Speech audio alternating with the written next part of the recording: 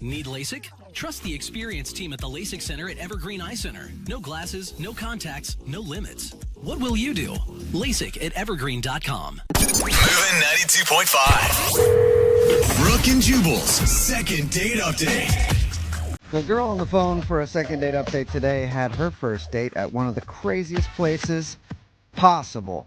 People are popping pills left and right. Lots of group activity, if you know what I mean. And everybody's inhibitions are lowered. Mostly because of dementia. She went to the retirement home. Wow, it's amazing how all those things are the same. I know, right? Wow. Yeah. Oh, they're having fun over there. Kara is on the phone, and apparently her first date with this dude was at the retirement home. Want to hear more about that in a second. That's an interesting date. Yeah. Kara, how are you? I'm okay. The first thing that comes to my mind is you're like a gold digger dating a 92-year-old Alzheimer's patient. Oh, I hope that's true. You're into old No. The guy, I went on a date with a guy who volunteers there. Oh, okay. He's a good person. How'd you meet him? Well, okay, we met on an app, and he was funny, and we got along. Like he plays a bunch of team sports, like he does a bunch of like those kind of leagues, and I do too, and it's fun. So we kind of talked about that stuff, and we think we may have played each other before. That's so awesome. It's kind of funny. Okay. So how did he strike up the idea to go on a date at the retirement home? Well, that wasn't it. He was like, "Let's meet up," and he just said a street corner. Uh-huh. That's scary. You meet a dude on an app, and he's like, "Just meet me at the corner of whatever and whatever." I mean, pretty much, but I didn't read it like that. Okay. Like that's when he texted it, so it didn't sound creepy at the time. Okay. But yeah, I mean, he wanted to surprise me, and I was up for it. So Yeah, because surprises can be fun. yeah, They can also be scary. Yeah. Either one. Remember But that. this turned out to be a fun surprise, huh? yeah. So we first met up, and we walked for a bit, and then he just said, "I'm going to bring you somewhere." So I was like, "Okay," and I thought, well, we're going to a restaurant or something, and instead, that's when he took me to a retirement home, and I was like, "Oh, What? okay."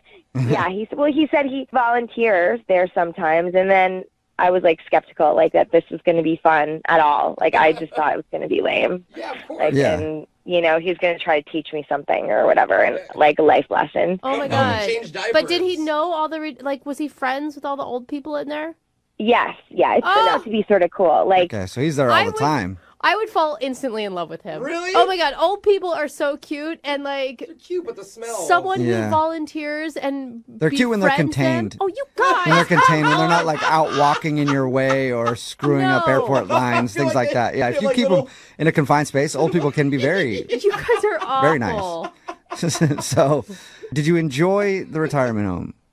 yeah, I mean, my grandfather passed away pretty recently, and it kind of reminded me of him, and that was cute, and I don't know.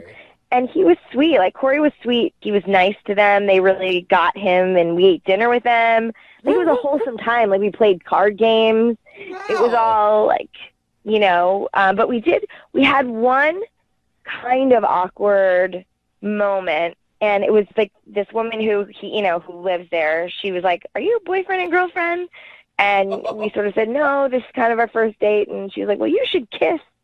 So Yeah, What? Granny. Whoa. Yeah, she wanted some action. They're Yeah. feisty No, over they there. are fighting. You've heard about the STD reports Yeah, of these they senior have. citizens' home. They're lot there for there. a reason. Apparently, you got to watch her Yeah. in Yeah. that retirement home. So, did you guys make out in front of him? no, I mean, it was just sort of this awkward peck on the cheek, Oh, cute. And then the lady, she clapped. Oh, that is kind of That's really sweet. Why was that awkward, though? It was just like, like, "Are you boyfriend and girl?" It was just Yeah. like Yeah. I don't can know. see that part. And you've never Yeah. kissed, and it's like, kiss each other. Yeah, Yeah. and then being forced to kiss with old peering eyes Yeah. looking at you. So was that the most uncomfortable moment of the evening? Yeah, I mean, it was fine. And then when we were leaving, he walked me back to my car, and he kissed me for real. Aw. Cool. Oh. And that old lady popped up from the car seat in the back and was like, "Yeah, good job." That's what I'm talking about. Yeah. I was hoping you'd really get after it. Yeah. Take off his shirt. No. No, she says no. How was the kiss? Yeah, it was good. I mean, it wasn't like a big thing, but it was just really nice. It was like first date. kiss. Okay. Got it. But now it's been a week, and he's like, we're texting here and there, but he's not asking me out again. Okay, and if you tried to like hint, or have you asked him out? No, but it just feels kind of like I've been here before. Like, you know, when you're on these apps, like you go out like it's your job, right? So Yeah. it's like, and I can tell that he's not really in any hurry to go out again. Like something's off, and I don't know what that is. So that's why I wanted you guys to help me find out like what's up. And you were kind and excited about all the old people, right? Because maybe this is like some sort of test that he does with women to see. Well, it could be, but at the same time, like it was just so nice. Like we just kind of hung out and played cards and like talked about stuff, and it was just really. It was easy. Yeah. There wasn't any, like, in the back of my mind now I'm thinking, was that a test? I don't know, but I don't think so. It just didn't, it seemed like it was just like, this is something that's important to him. But Okay. you were Okay. good with the old folks. You didn't try to like fight one of them. No. All right, well, we'll play a song and then come back and call him and get your second date update, okay?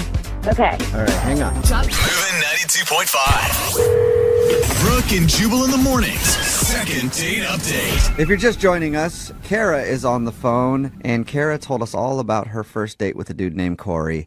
They spent it in heaven's waiting room. Oh my gosh! Don't say it like Well, that. I mean, that's a nice thing. Otherwise, Take a number. known as a rest home, Yeah. because Corey, I guess, the dude that she went out with, volunteers at that rest home, and he wanted to take her on a date there so they could spend time with some of the people that live there, and they just hung out, had dinner, played cards, and she said it was actually a lot of fun. And Kara, I don't want you to blow this. I want you to get a second date. I really do. Okay. Why are you so invested? Well, because, Kara, you have an opportunity here that I don't think you realize, all right? Retirement homes are really a great opportunity if you can get in, because you can steal a lot of stuff from those people. Yeah, they, like jewelry and stuff, they don't even know what they have. Like, you can really, and once you're on the inside, it's hard to get in there. Now that you're on the inside, this could be a great opportunity, not only for love, but also to acquire some awesome jewelry. You are sick. Okay. What are they gonna do? Chase after you? Oh my Nope. God. Nope. No, You they're guys not. are awful. I mean, I thought at least you were going to say you're going to try to get in on somebody's will, not just up and steal from them when they're still alive. I got a buddy who works on one. He sells bedpans wholesale. Makes a ton of Yeah. cash. So it's a great financial opportunity for you as well, Kara. Good tip. Good tip. Thank you. You're welcome. Any last words before we call Corey and see why he isn't calling you back for a second date? This one felt like a little different. Like it was like we had chemistry. It felt like it was going in the way that we'd like go out again at least. But it's just been fading, and I don't know why. And Okay. So you like this guy, and you definitely felt potential. yeah, for sure. Okay. Well, I'm going to dial his phone number right now and see if we can get him on the phone. Here we go.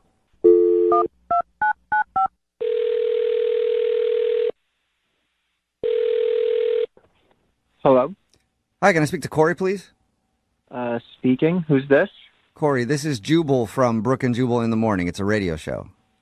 How you doing today, sir? What? Why that? I don't know why I said it like that. Yeah. Sorry, Corey. I'm okay. Why are you guys calling me?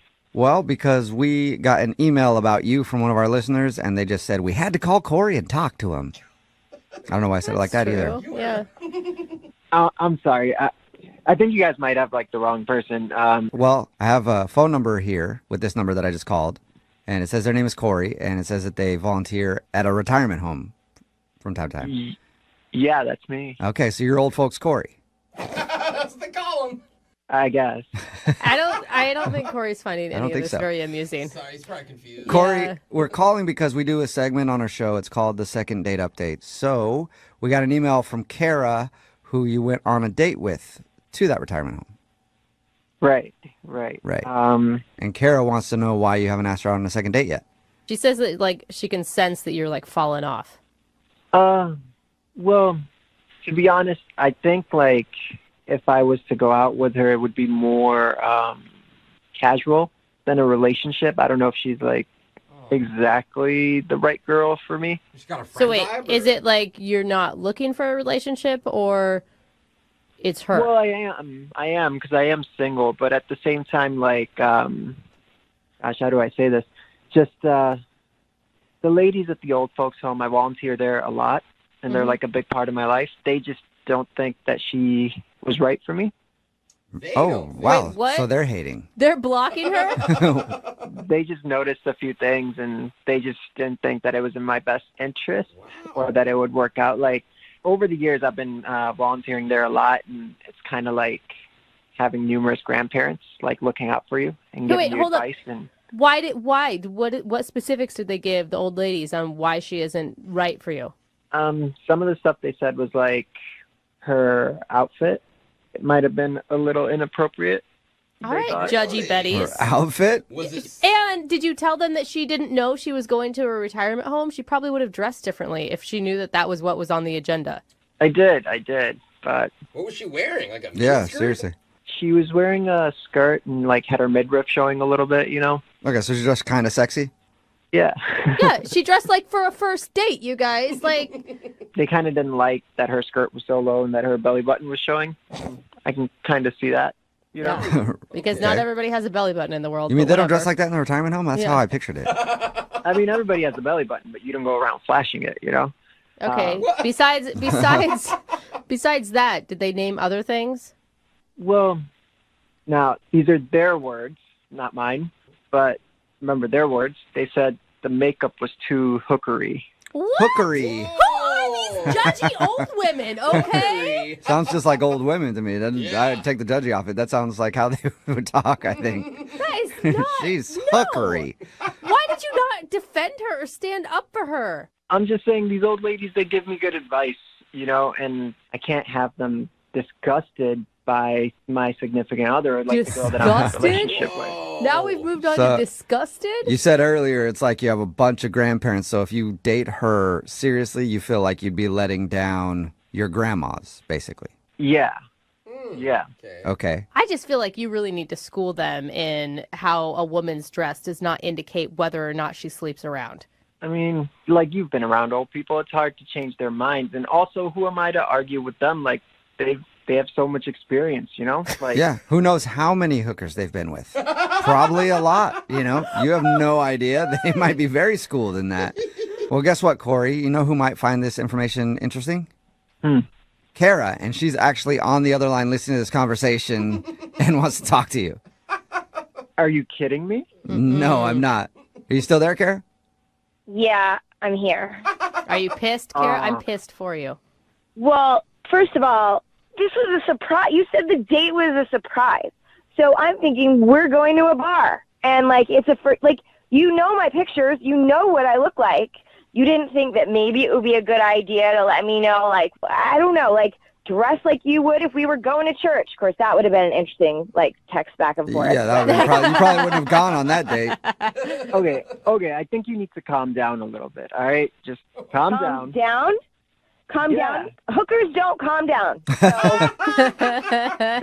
Those weren't even my words. Those were their words. I'm just explaining what had happened. Also, like, my outfit wasn't a big, like, it was a skirt and, like, midriff, like, kind of shows, but not really. Like, it wasn't even, I mean, you've seen my pictures. Like, there's crazier looks than what I had on that day. So, Yeah, she could be way more hookery if she wanted. well, On a yeah, normal day. pretty much. I'm just saying you did dress a little provocatively, and they kind of picked up on that, and I have to kind of go with that because they're conservative, a little bit like me, you know? So, Conservative like you. Okay. So they think you're, like, pure as the driven snow, right? Is that the thing? Like, what if I told them that we had phone sex? And what if I told them all the filthy things you said on the phone? Oh, Busted! whoa. Hey, Corey. Would they think that you're conservative now? Oh, Corey. Yeah, what would the aren't gals down you? at the retirement home do with that knowledge? Somebody's a little two-faced. well, that was something that was private within us. That wasn't out in the public. We're not going out like that. Okay. So it's cool for you. Can I say this stuff on the radio? I probably shouldn't. You know, I'm not going to. Go for it. We can Like, beep out yeah. whatever you Well, say. I'm going to say I would appreciate if you didn't tell everybody what I said because that was private and that was between you and me. I thought we had, like, a moment, you know, not to be A shared with the secret, whole world. dirty moment. Yeah. No, I'm going to. Because if I'm hookery, then obviously I bring that out in you because you couldn't keep from talking about the size of your and what you were going to do with it. So, Again, that was private between you and I, like a moment. Yeah, but now I want to know, what are you going to do with it? How big is it, bro? Yeah. They want to compare notes. Look, I'm just saying, the ladies, maybe they do have a point, because look at this. This is the type of behavior that they're talking about, you know? Oh, okay. Again, she's the hookery one here. This is so ridiculous. Like, do you know what year it is? Do you have We're any talking idea? about private things, like out on the radio in front of millions of people. You called me a hooker on the radio, so I didn't call you that, and I did not ever say that, because that's not what I feel. His old gal pals did. right. Hey, Kara? I was being completely honest about part of his mahjong group. Yeah, I'm going to ask the question anyway. Corey, would you go on a second date with Kara? We'll pay for it. You know what? I don't think that would be the best idea. Yeah. I think all of this is not working out like how anybody planned. That's fine. You're a nice guy. Like, I wish you could time travel to go find someone for you. So, Sweetheart, you're on the phone on the radio trying to get a hold of me, so maybe you should time travel and go back. To where? to what? To what? Said before you made this phone call and embarrassed yourself in front of the world. No, I don't want to go out with you. That's a short time. You can try to get defensive. You can try to be angry, but sorry. Yeah. I'm not responding to your calls, and maybe you should stop trying to get a hold of me through the media. The only thing that I really find offensive is that you called us the media. Yeah, the That's media. weird to me. Brooke and Jubal in the morning.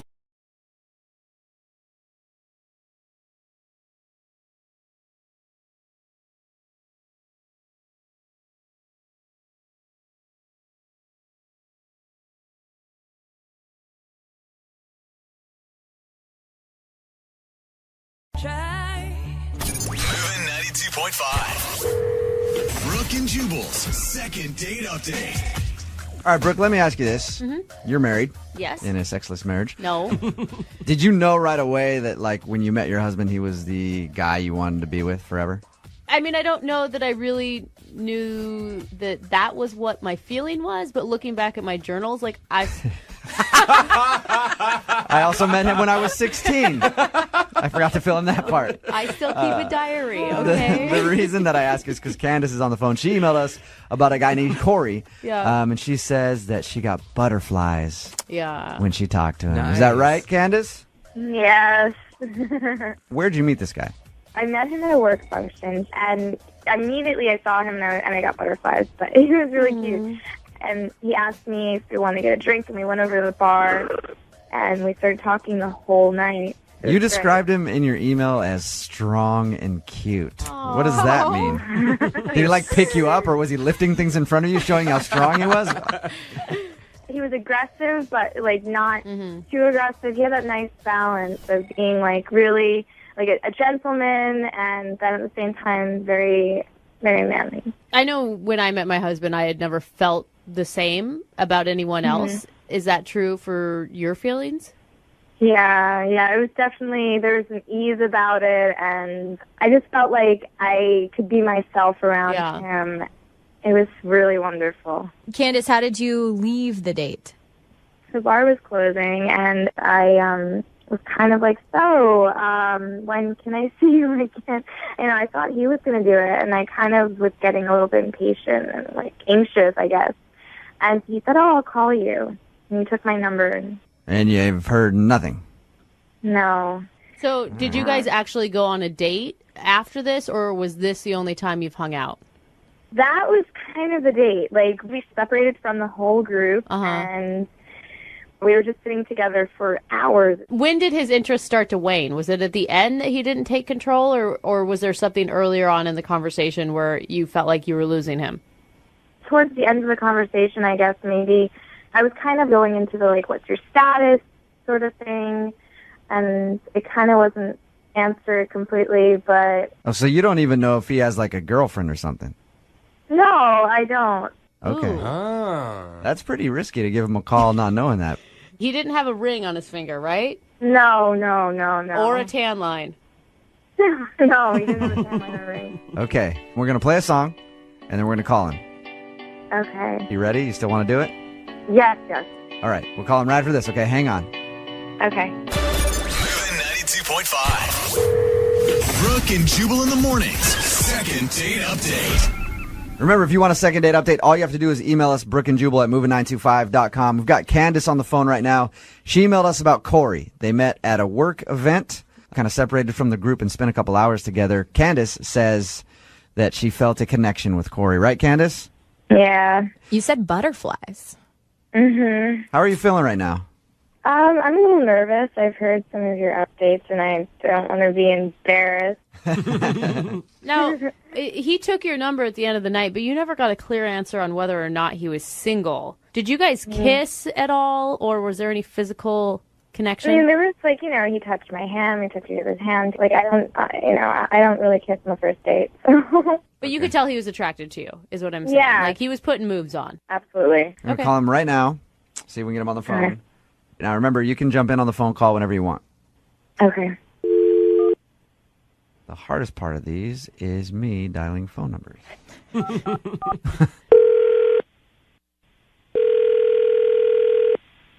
Hello? Hey, I was looking for Corey. Yeah, this is him. Corey, what's up, dude? This is Jubal from Brooke and Jubal in the Morning. I'm moving 92.5. Okay. How you doing? I'm good. What's going on? Am I on the radio? Yes, you are. Congratulations! Yeah. Any idea why we'd be calling you? I have no idea why you would be calling me. We do a segment on our show called the Second Date Update. It's where, like, say you went on a date with a girl and you blew her off and you didn't call her back. Okay. And that girl emails us to call you to ask why. So we're calling you to ask you about somebody. Somebody emailed us about you. They said they went on a date with you and you didn't call them back. You have any idea who that could be? I honestly have no idea. No clue at all. Wow. Name some people that you've gone out on dates with, like the past couple. I'll tell you if you get it I'm right. not going to name people. Do you remember a girl named Candace that you met at like a work event? Yeah.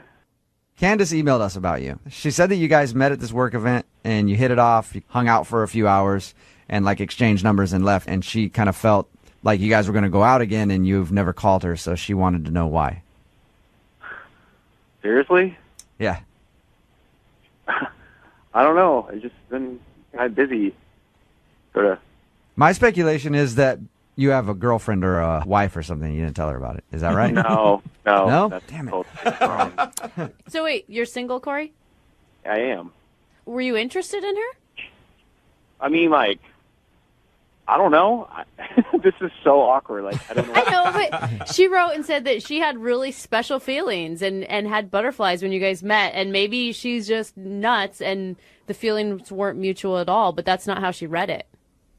Well, it's not that, like, I was, I don't even know how to say this. It's not that I wasn't interested, but I don't know if I'm interested in the way that she is. What do you mean by that? Hi, you guys. Seriously? Seriously. Look, all right, if you're uncomfortable about it, think about it this way. She's the one that emailed us and asked the question, so she's willing to hear whatever answer you have to give. I'm just going to say it then, all right? Like, I don't want to, lead anybody on. Okay. I'm gay. Oh, Really? that was easy. Oh my god. Yeah. So it's not that I'm not interested. I'm interested in being friends, but I'm not interested in maybe. Oh my gosh. Hey, Corey? Sorry. No, it's all good, man. Corey, Candace is on the phone with us right now. Oh my God, you guys. Oh my gosh. Oh my God, this is the most embarrassing. For you or for Candace? She's the one that was so off. Oh my gosh. I have no gaydar, apparently. I just thought that we were kind of connecting as friends. Did you know that she was hitting on you when she asked for your phone number?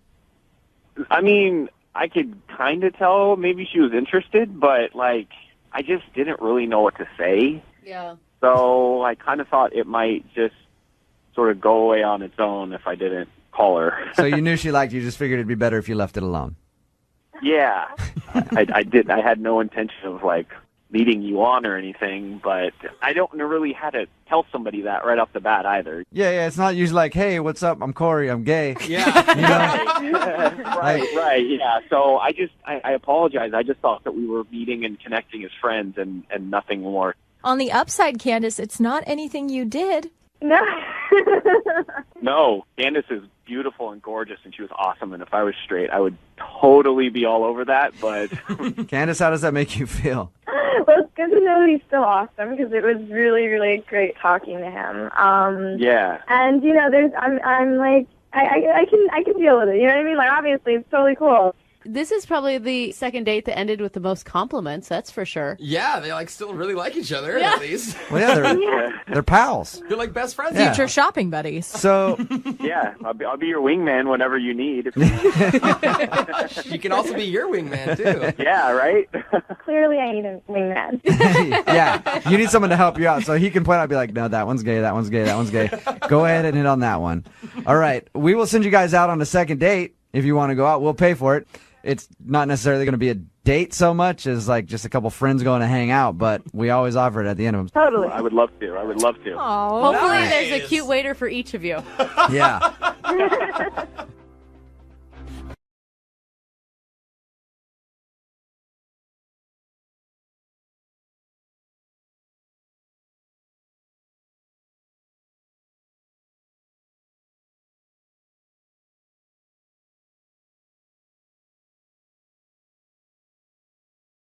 Moving 92.5. Brooke and Jubal's second date update. We get emails from time to time from people who want to do second date updates, but they're scared to use their name for whatever reason. They want to remain anonymous, like the guy on the phone for today's second date update. Won't even tell me what his name is. I said, fine, we'll give you an alias. How about Farkley as the name? And he said no. He just said he didn't like the name Farkley. Yeah, because he sounds like a golden retriever. But we can call him Dennis. So, quote, Dennis is on the phone, end quote. What's up, Dennis? Hi there, guys. How are you doing? Good, man. First of all, why the alias? Why don't you want us to use your real name? Well, I just prefer not to have that information out there. It's a public forum here on the radio. I, just prefer to keep it secret. Dennis, can I just ask you right off the bat, you're not married or anything, right? No, I'm not. I'm willing to say that. I'm not married. Okay, you're not married. Good. So why don't you tell us a little bit about the girl that you want to call today? What's her name? Well, her name is Kathy. Is that her real name or a fake name? I'd prefer not to say. That's the name I'm giving you. Well, I'm going to have to call her, so I'm hoping that's her real name. She's like, Kathy's not here right now. I don't know how to help you. Well, fair. She'll respond to Kathy. Okay, so okay. All right. Where did you meet Kathy? Or can we know that? I met her where she works. Okay, and where does she work? It's a store in like downtown area. Okay, and do you work at said store as well, Dennis? I would rather not say. What are you going to answer for us then? We would like to get a little information from you. So far, you've told us that you met a girl whose name could possibly be Kathy. We don't know your name, and you won't tell us where the store is or what you do there. Well, I understand, just too much information might compromise myself or Kathy, so, I will do my best to answer as much as I can. Okay. Well, we're going to try to get to the bottom of how your date went, at least. So, did you strike up a conversation at the store and then ask for her phone number, or is that asking too much? Well, I'll say this much, that I did meet her, I did speak with her, and I found her to be attractive, certainly, and also very unassuming. I felt like she wasn't a threat. She wasn't a threat. What are you? I have to be cautious. That's all. I really have to be cautious. Okay. So what did you guys do for your day? I think probably know the answer, but what did you guys do when you went out?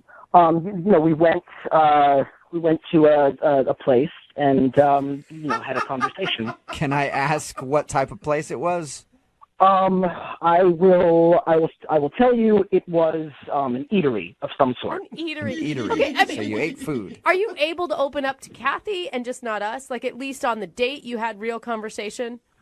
Honestly, I'd rather not get into the specifics of that. I will say that we had a conversation, and I found it to be engaging. I'll say that. So did you have a good time? I feel like you can tell us that without too much information. I will say that much. We did. I thought it was I thought we had a good time. Okay. I got a solid answer. Ooh, we figured out something. So you went out with a girl that you met somewhere, and you went somewhere. You ate that something maybe possibly. had food, and then you enjoyed yourself.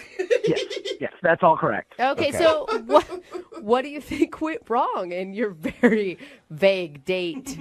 I will say that I didn't notice anything in particular that might have gone wrong. You know, at the end, we did go back to her place, and I did try to kiss her. Okay. But she said to me she didn't want to kiss, and I remember she said specifically, "Let's save it for next time." And I'm sure that's what she said because I made sure to write it down. What? You wrote it down? Like in your diary or what?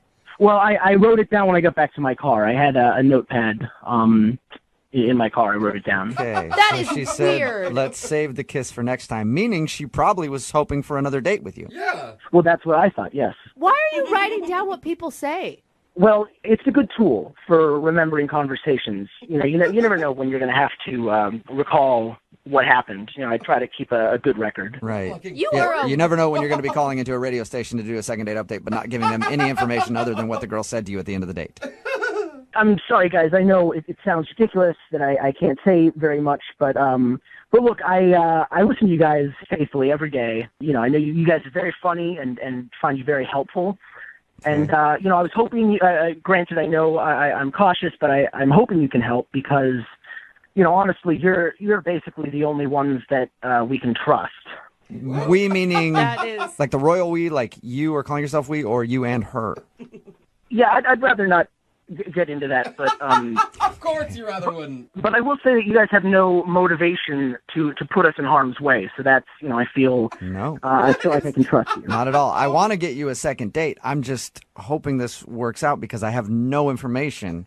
Dennis, are you concerned at all? Because you've heard these second date updates that when we call the other person, Kathy could tell us all sorts of things about you.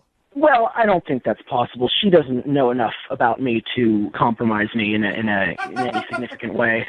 And frankly, I'm also very concerned about her safety.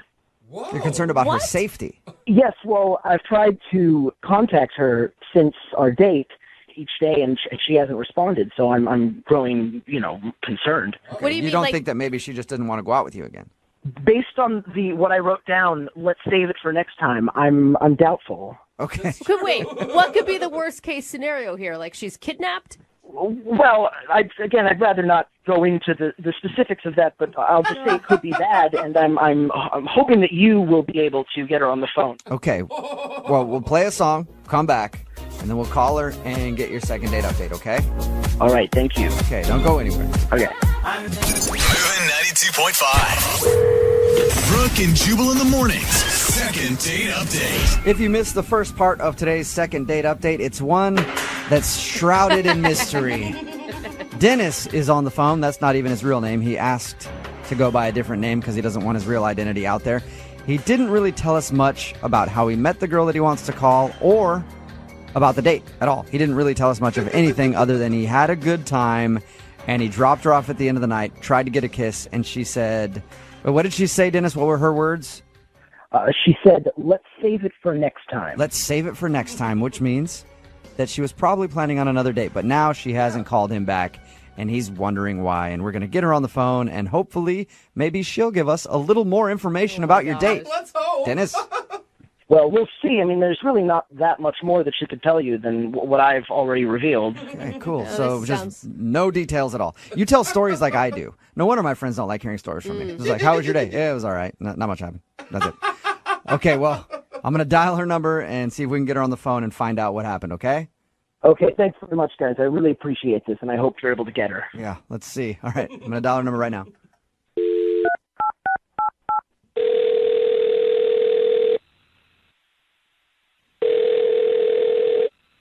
Hello? Hi, may I speak to Kathy, please? This is she. Oh, that is your name. Cool.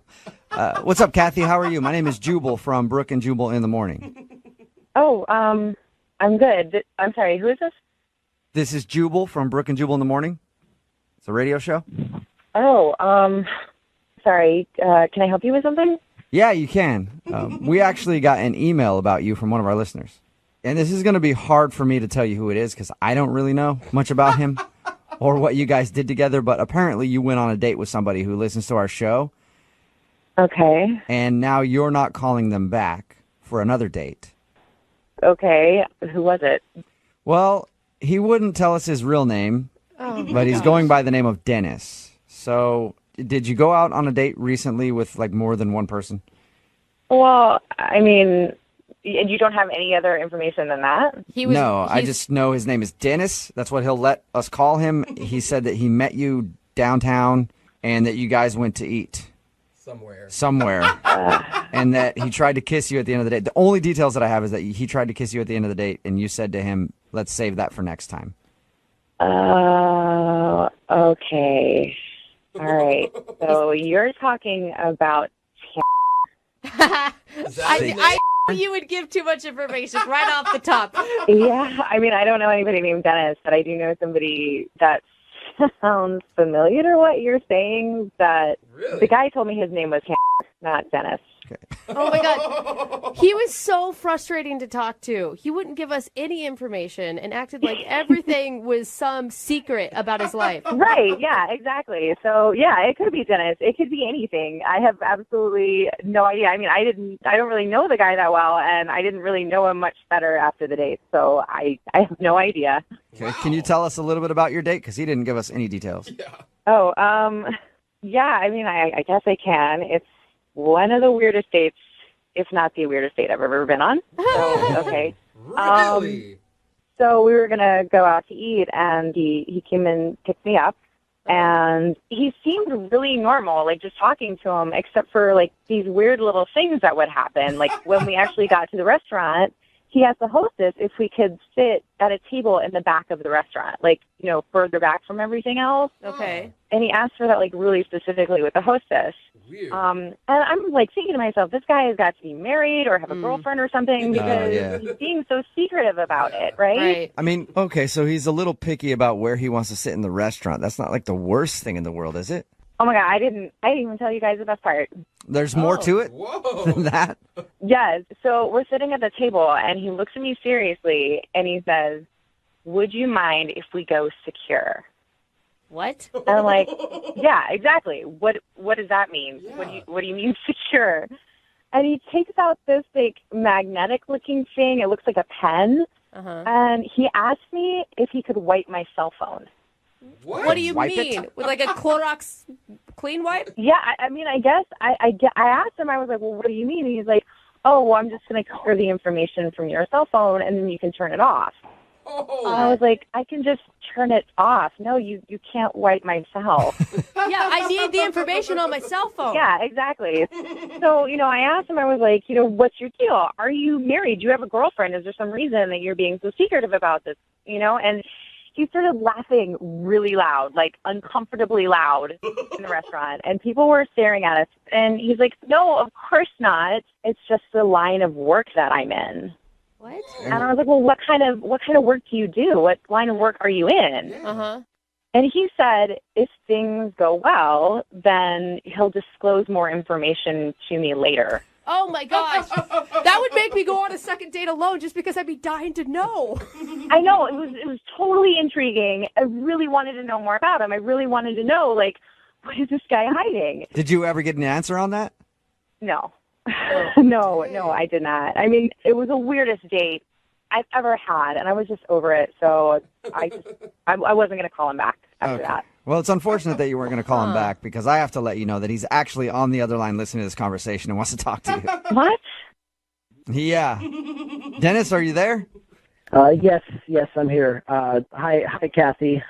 First of all, I'm very happy to hear that you're doing all right. I was worried about you because I wasn't able to get in touch. But look, I have to say, I know it sounds bad when you recount it that way, and you know, it sounds like I was being strange and you know, but all I can say is that if you knew more, you would know that I do have my reasons for what I was doing, and it really is best for all of us that that I, you know, don't disclose too much information. Oh my gosh! I mean, is this really happening right now? You're trying to justify what happened? Look, I understand where you're coming from, but I just have to repeat. I mean, the more you know, the worse it is. The worse it could be. What? So then why would she want to date you if the more she knows? look, I will say this. I did really like you, and I wonder, if I tell you a little bit more, would you consider going on a second date? Probably not. I mean, just give me a chance to tell you. I can tell you a little bit more, and maybe you can decide after you know more. I would love to hear a little bit more. Yeah, me too. I don't know if I do. Dennis, can you please tell us a little bit more? Give us some information about yourself, please. Okay. So Kathy, I mean, look, I really shouldn't be. I mean, look, so there are certain government agencies that are involved in covert operations. I'm oh my God, are you a spy or something? Well, okay, I will say this. No, I am not currently involved in any of those government agencies. I'm not currently involved, but I'm very passionate about that line of work, and I would like to be a part of it someday. What? Oh God. So wait, what? You want to be a spy? I will say I would like to be a part of these elite government agencies. Okay, that's not the way you do it by pretending like you're a spy right now. You like, I don't know, join the armed forces and go through training and maybe go to college. Why do I have a feeling he's living in his mom's basement? Yeah, he's like some internet hacker. I've done a lot of research, and it involves a good deal of self-control and a certain style of living, and I'm just sort of preparing myself for that now to make sure that I'm ready. So weird. Dennis, have you had any interviews with any of these government agencies that you're hoping to one day be a part of? I really can't. I can't reveal that. I mean, yes, you can actually, Dennis. You can reveal all of it because nobody cares if you reveal that information, not even the government. Well, I mean, you can think what you want on that matter, but that's why I'm in training for this, and you're not. All right. Well, Dennis, I'm going to ask the question to Kathy to see if she'll give me an answer. Kathy, would you be interested in going out with Dennis again, a second date with a spy in training? Maybe you can learn a little bit more about him. We'll pay for a second date. No, that's okay. I think so. But think about how you could brag to your friends about how you're dating a pretend spy.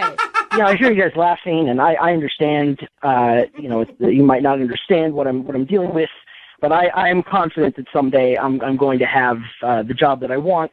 And Kathy, I'm glad to hear that you're okay, first of all. But I also, I'm disappointed that you don't want to do another date, but that it is part of the life that I've accepted. What you sign up for when your name is maybe Dennis and you're taking girls out on dates. It's not very easy, is it? It's true. It is a hard life, but I've chosen to accept it. Doesn't even get it. Brooke and Jubal in the morning.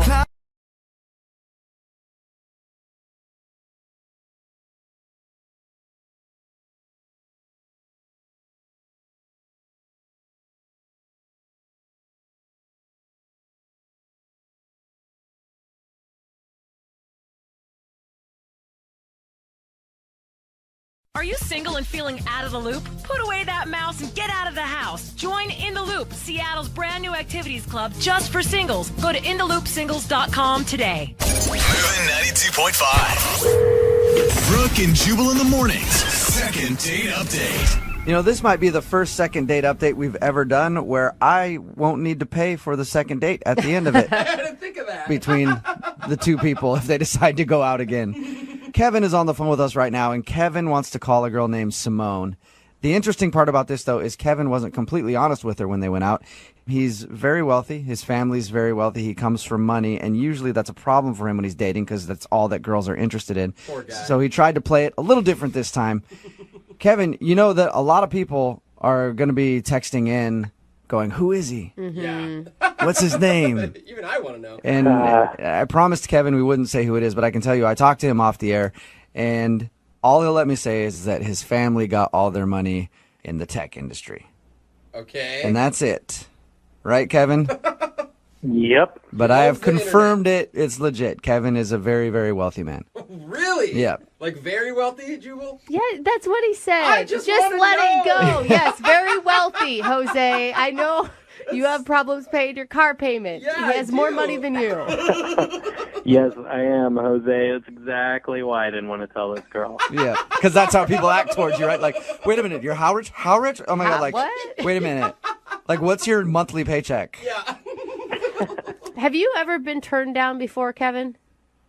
Turned down? Yeah, denied another date. Like, you seem like a really nice guy, possibly I've handsome. never been with turned lots down of for rich. anything, ever. Nobody's ever turned me down for a date, or when I wanted a car, or when I wanted a plane, or when I wanted to buy their business. No, I guess, it sounds really snobby to say, but I haven't. It is really snobby. I've been the one doing the turning down, Yeah. I can imagine. It's understandable. You have a problem that most people don't have. Right. I mean, you're an attractive person for anybody to date, no matter what. At this point, you guys are starting to scare me. I think y'all are going to start asking me on dates. So can we just make the phone call? Or Yes, I'll make the call. I realize it is getting a little uncomfortable. We're just harping on your money now. All right, I'm going to dial the phone number right now and see if we can get Simone on the phone. Here we go. Thank you.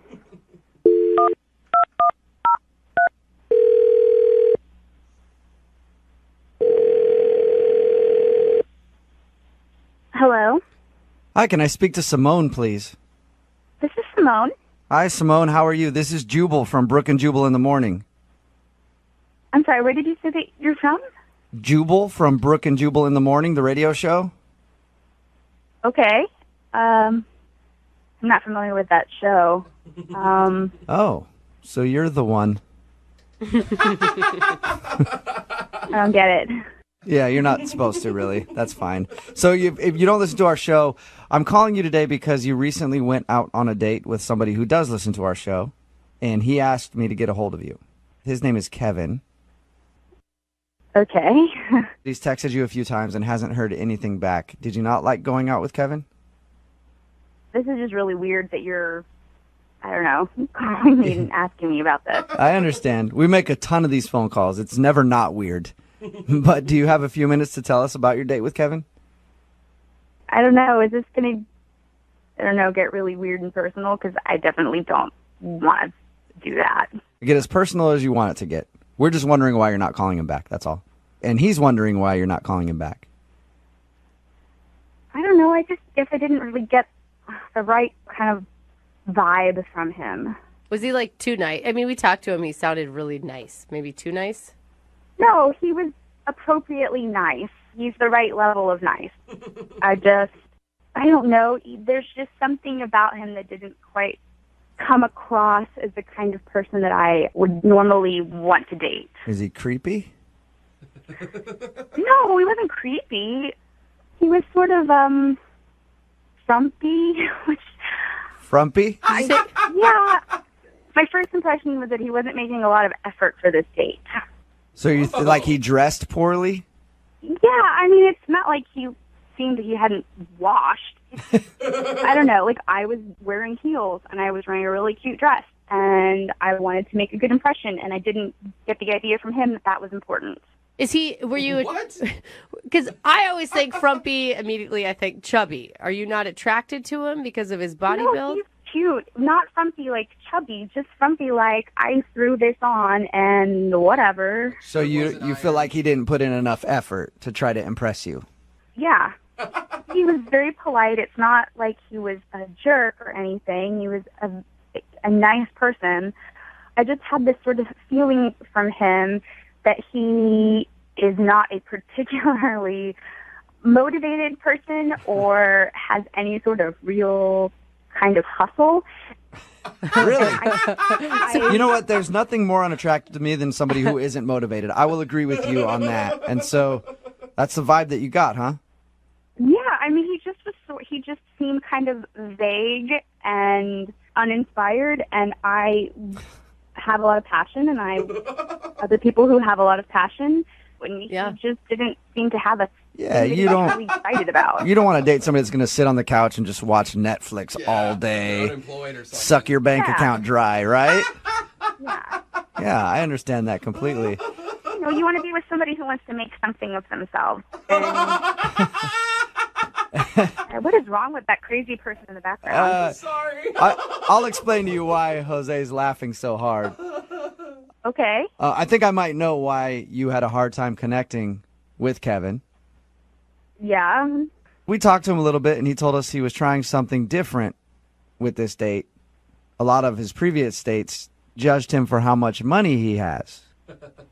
So he was trying to sort of dumb himself down, I guess, to not seem like he was as wealthy as he is. Why would somebody do that? It doesn't even make sense. He told us that he wanted a normal dating experience with a regular girl that he met online. Yeah, but a normal dating experience, you still, like, put on a button-down shirt. I mean, that doesn't even... I'm with her. Listen, as rich as this dude is, he probably doesn't even know what a normal guy dresses like.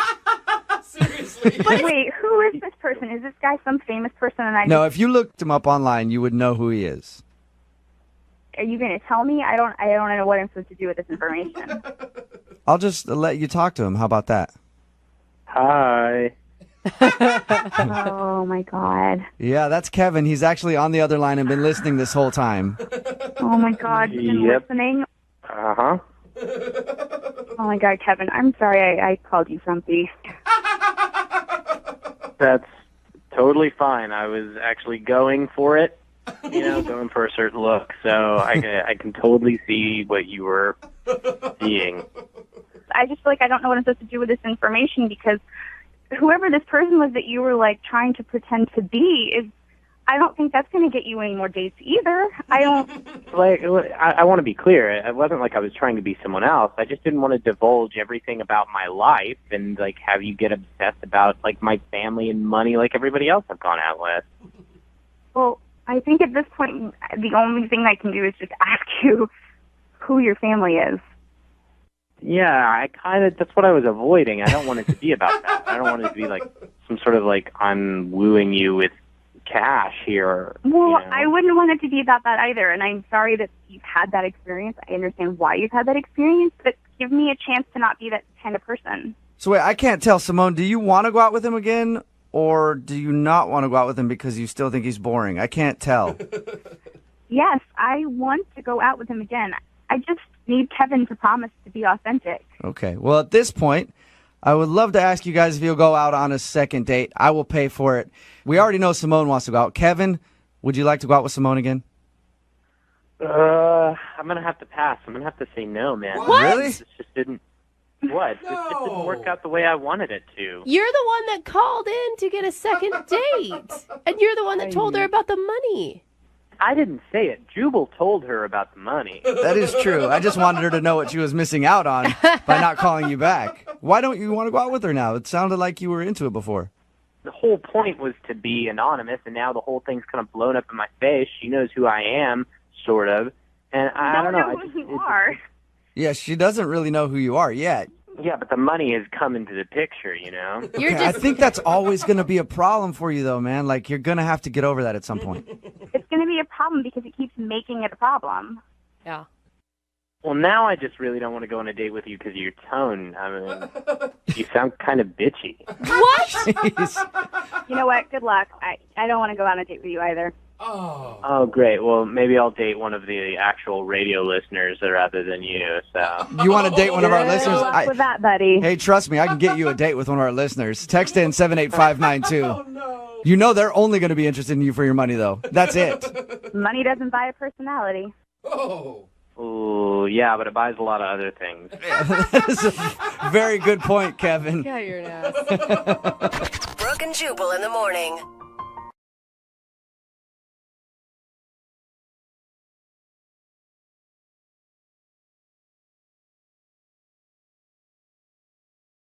If you're just tuning in for the second date, we've got Claire on the phone, and Claire had quite a night. Yes, she did. Oh, yes. Yeah, she went bar hopping with a guy named Adam, who she met on Tinder.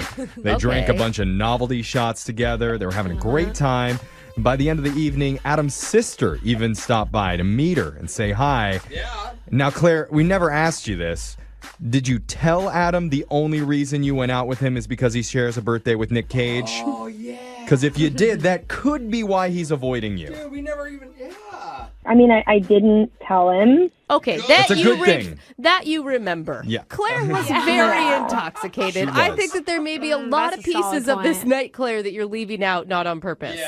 Yeah, I mean, I do remember ordering like 2 more Crouching Tigers from the bartender. So who knows? I don't know what. Yeah, It's the mixing. that is. I mean, Like, I love shots, but I'm I always guessing stick to one thing. after you take a shot of Crouching Tiger, you get the Hidden Dragon. Yes, you do. That's the problem. That's what they say. Yeah. Because Claire did remember going and running out of the bar to relieve some nausea, possibly. She doesn't 100% remember doing it, but I feel like these are the biggest risk second dates, Claire, because I mean, you could have done something really embarrassing that we're just about to find out about. Are you okay with that? I mean, I have to know, but I'm like cringing a little. Okay. Hey, we've heard it all, so you're fine. Buckle up, Claire, Yeah, because it buckle could be a rocky ride. here we go. I'm going to dial Adam's phone number right now. You ready? Yeah. All right, let's do it.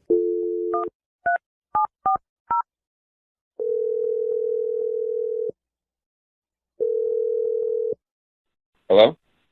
Hey, is this Adam? Yep. Who's this? Yo, Adam, what's good, brah? It's Jeffrey. What are you doing? You sound so uncool. What are you talking about? That's not your voice. It's not how anyone talks. No one talks like that. Oh, okay, sorry. Hello, Adam, sir. Pleasure to make your acquaintance. Adam, we're working on the middle ground with Jeffrey. Sorry, man. You guys tell me you want me to talk young. Yeah, Okay. it doesn't work for you. All right, well. Okay. Sorry about that, Adam, but I don't know what the hell's going on, but I'm about to hang up the phone. Okay, no, please don't hang up. I apologize. Look, we're a radio show, Brooke and Jeffrey in the morning, and we're doing something right now called a second date. Have you ever heard of that before?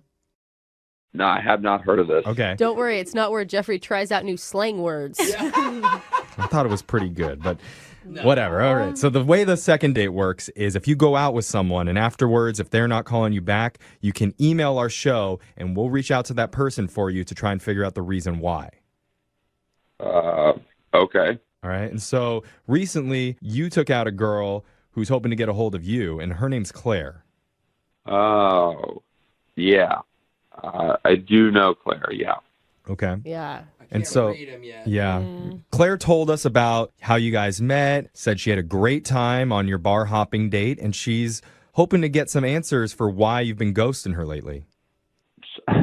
She wants to know, like, what does she want to know exactly?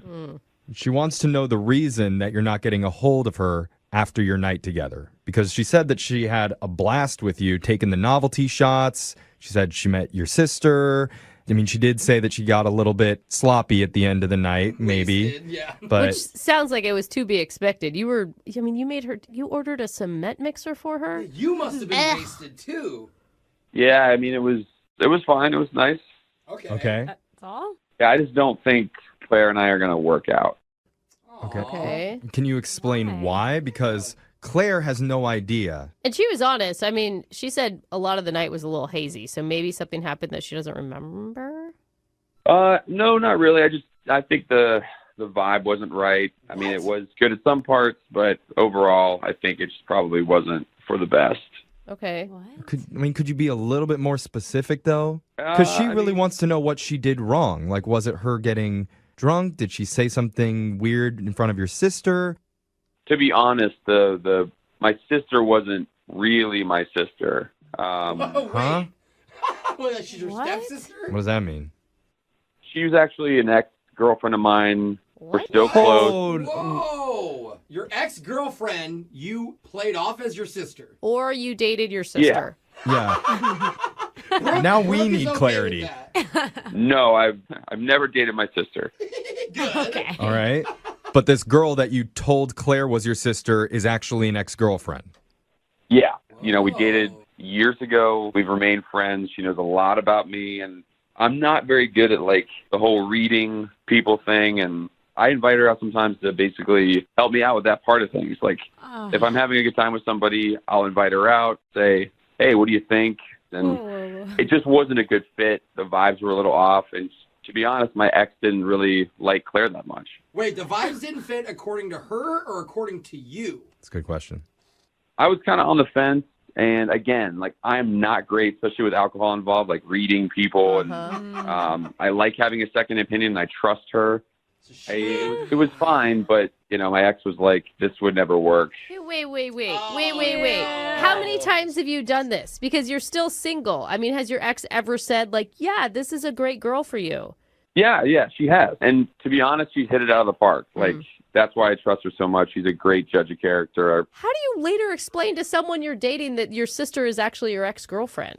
That's a tough pickle to get yourself in. Yeah, usually, I wait a couple months and I kind of bring it out as a joke. And it's kind of funny because we're already dating. So it's not a big deal. Wow. Lying to me about who my family is. Well, I wonder how Claire feels about that. Because I need to tell you this, Adam. She's actually been on the other line listening and heard everything that she said. Adam, what is going on? Boy. She's your ex? Okay, this is a little weird, but yeah. I would argue saying that your ex-girlfriend's your sister is a little weird. So what are you thinking, Claire? I don't know. It's just like, I don't understand why. Right.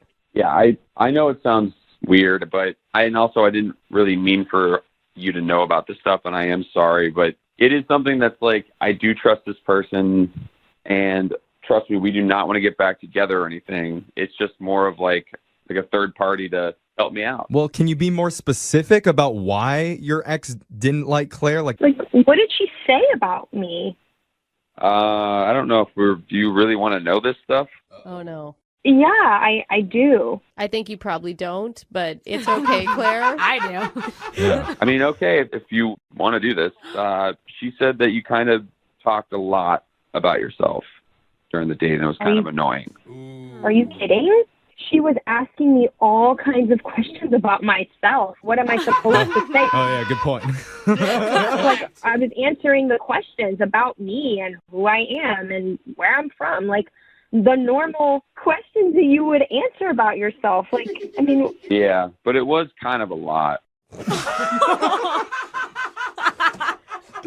Though, Claire, that is actually not too bad of an insult. I mean, I think that we can all fall victim to that sometimes. Like, you're not the only person who has ever... Answered questions? I don't know. No, I just mean, got caught in a one-sided conversation. Can you look back and think, like, maybe you weren't asking enough questions about them?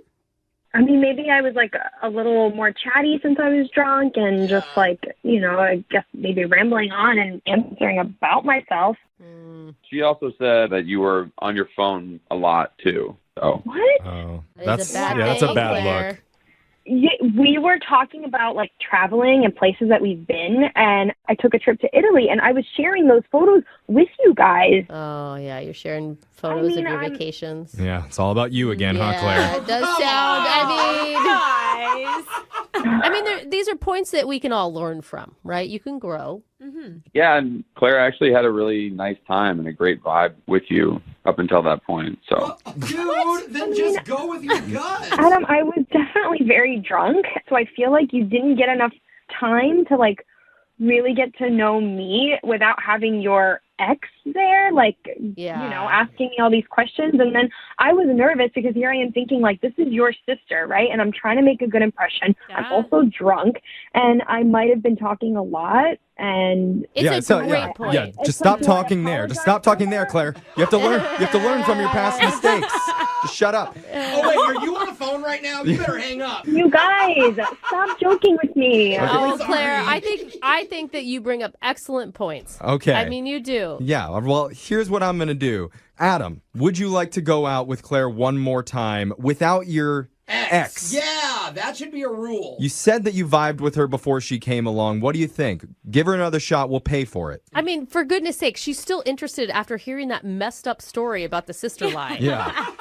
I guess my ex and I did kind of set you up for disaster a little bit, and we were asking a lot of questions about you and your trip, and yeah, I would love to see you again. Yeah. All right. Claire, does that work for you? That does. It works for me. Why do you sound so disappointed with it? Like, oh, it does. No, I am. I'm glad. I'm a little bit embarrassed too. So again, we don't need to hear about your feelings anymore, Claire. Ask about our feelings.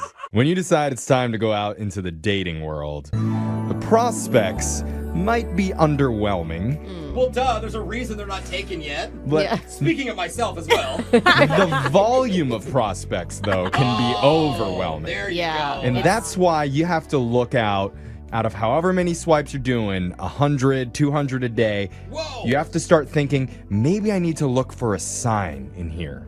A sign? Yeah. Okay. Something that shows you it's the right person. So like the opposite of a red flag. Right. So for a lot that of people in this room, that sign might be something that says STD free. Yeah. That's a good sign. Yeah. I mean, It's kind of picky, in the Tinder world. But one of our listeners, Claire, was on a dating app recently and says that she saw a sign. So Claire, how are you today? Hey guys, I'm good. Tell us who this guy is. What's his name? His name is Adam. Okay. And have you been doing dating apps for a while? Yes, I've been on Tinder for a while. Yes. I could hear the sadness in your voice just then. What was the sign that said Adam was the one for you? So on his bio, his birthday is the same day as Nicolas Cage. And I love him. Like, I am crazy about him. Wait, you're crazy about Adam, or you actually like Nicolas Cage? Oh, I'm crazy about Nicolas Cage. We found the one. Wait. The one Nicolas Cage is your type. You're talking about the same Nicolas Cage we're talking about, like the actor. Yes. Oh my gosh. You guys don't think he's hot at all? No. That's a no. Yeah. Absolutely not. I mean, if you like things that come at truck stops, then maybe. I think everybody's beautiful in their own way. Ooh, ouch, Jeff. But tell us a little bit more about Adam. Like, what stood out other than him having the same birthday as Nick Cage? I mean, he's like not really my type, but I decided to give him a shot because he has the same birthday as Nicolas Cage.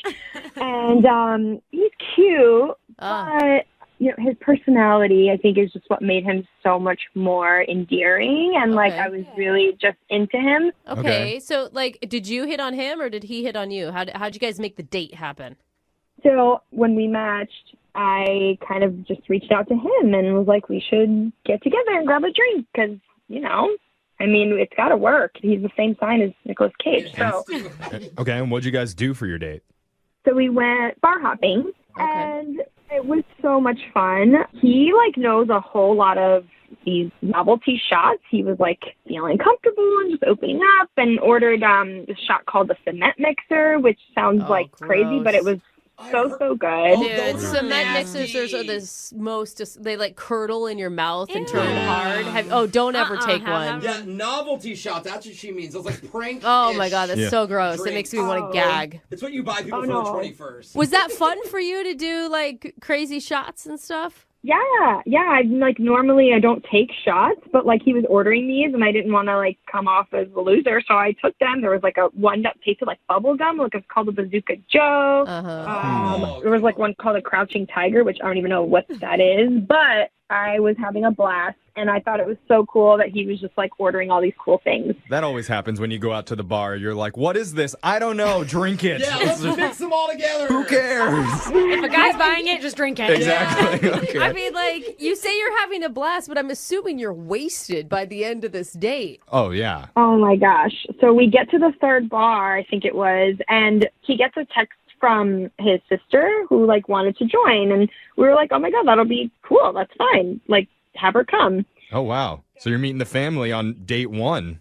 Yeah, so I thought that was really sweet. So we're all taking shots together, we're having fun, and she starts asking me questions, as like a sister would do. I mean, you were cool with that? Because I actually dumped a guy once because he wanted me to meet his three sisters, and I'm like, no. Too much. I'm not going to do it. Along with women? Yeah, Brooke doesn't like the competition. No, it was just too scary for me. Uh-huh. Like older sisters, I am an older sister, and like. So you know. Yeah, I'm like You're protected. I think it's even more pressure to meet an older sister than it is to meet the family, to meet the parents. I could see that for sure. Actually. But that sounds like it went pretty well. Yeah, I mean, I think this was kind of like a different scenario because she was already out and, she texted Adam and she just kind of wanted to stop in and, come hang. So how did everything end with you and Adam and his sister? So by the end, I think, we were all just getting along. Everything was super cool and we were having so much fun, but we were all very, very drunk. I was pretty toasted. I kind of started getting, so I kind of started getting the spins and I wasn't feeling really good, and I excused myself and I may have thrown up. I don't know. Yeah, that's not the fireworks you want to end a date usually. Yeah. Did he see that?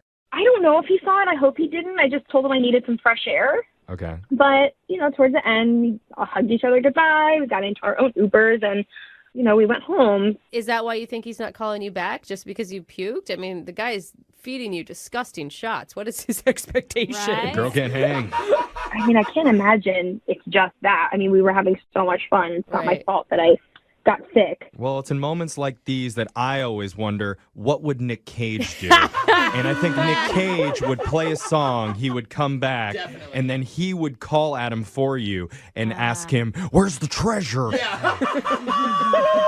And then he'll get your second date right after this, okay? Okay. All right, hold on.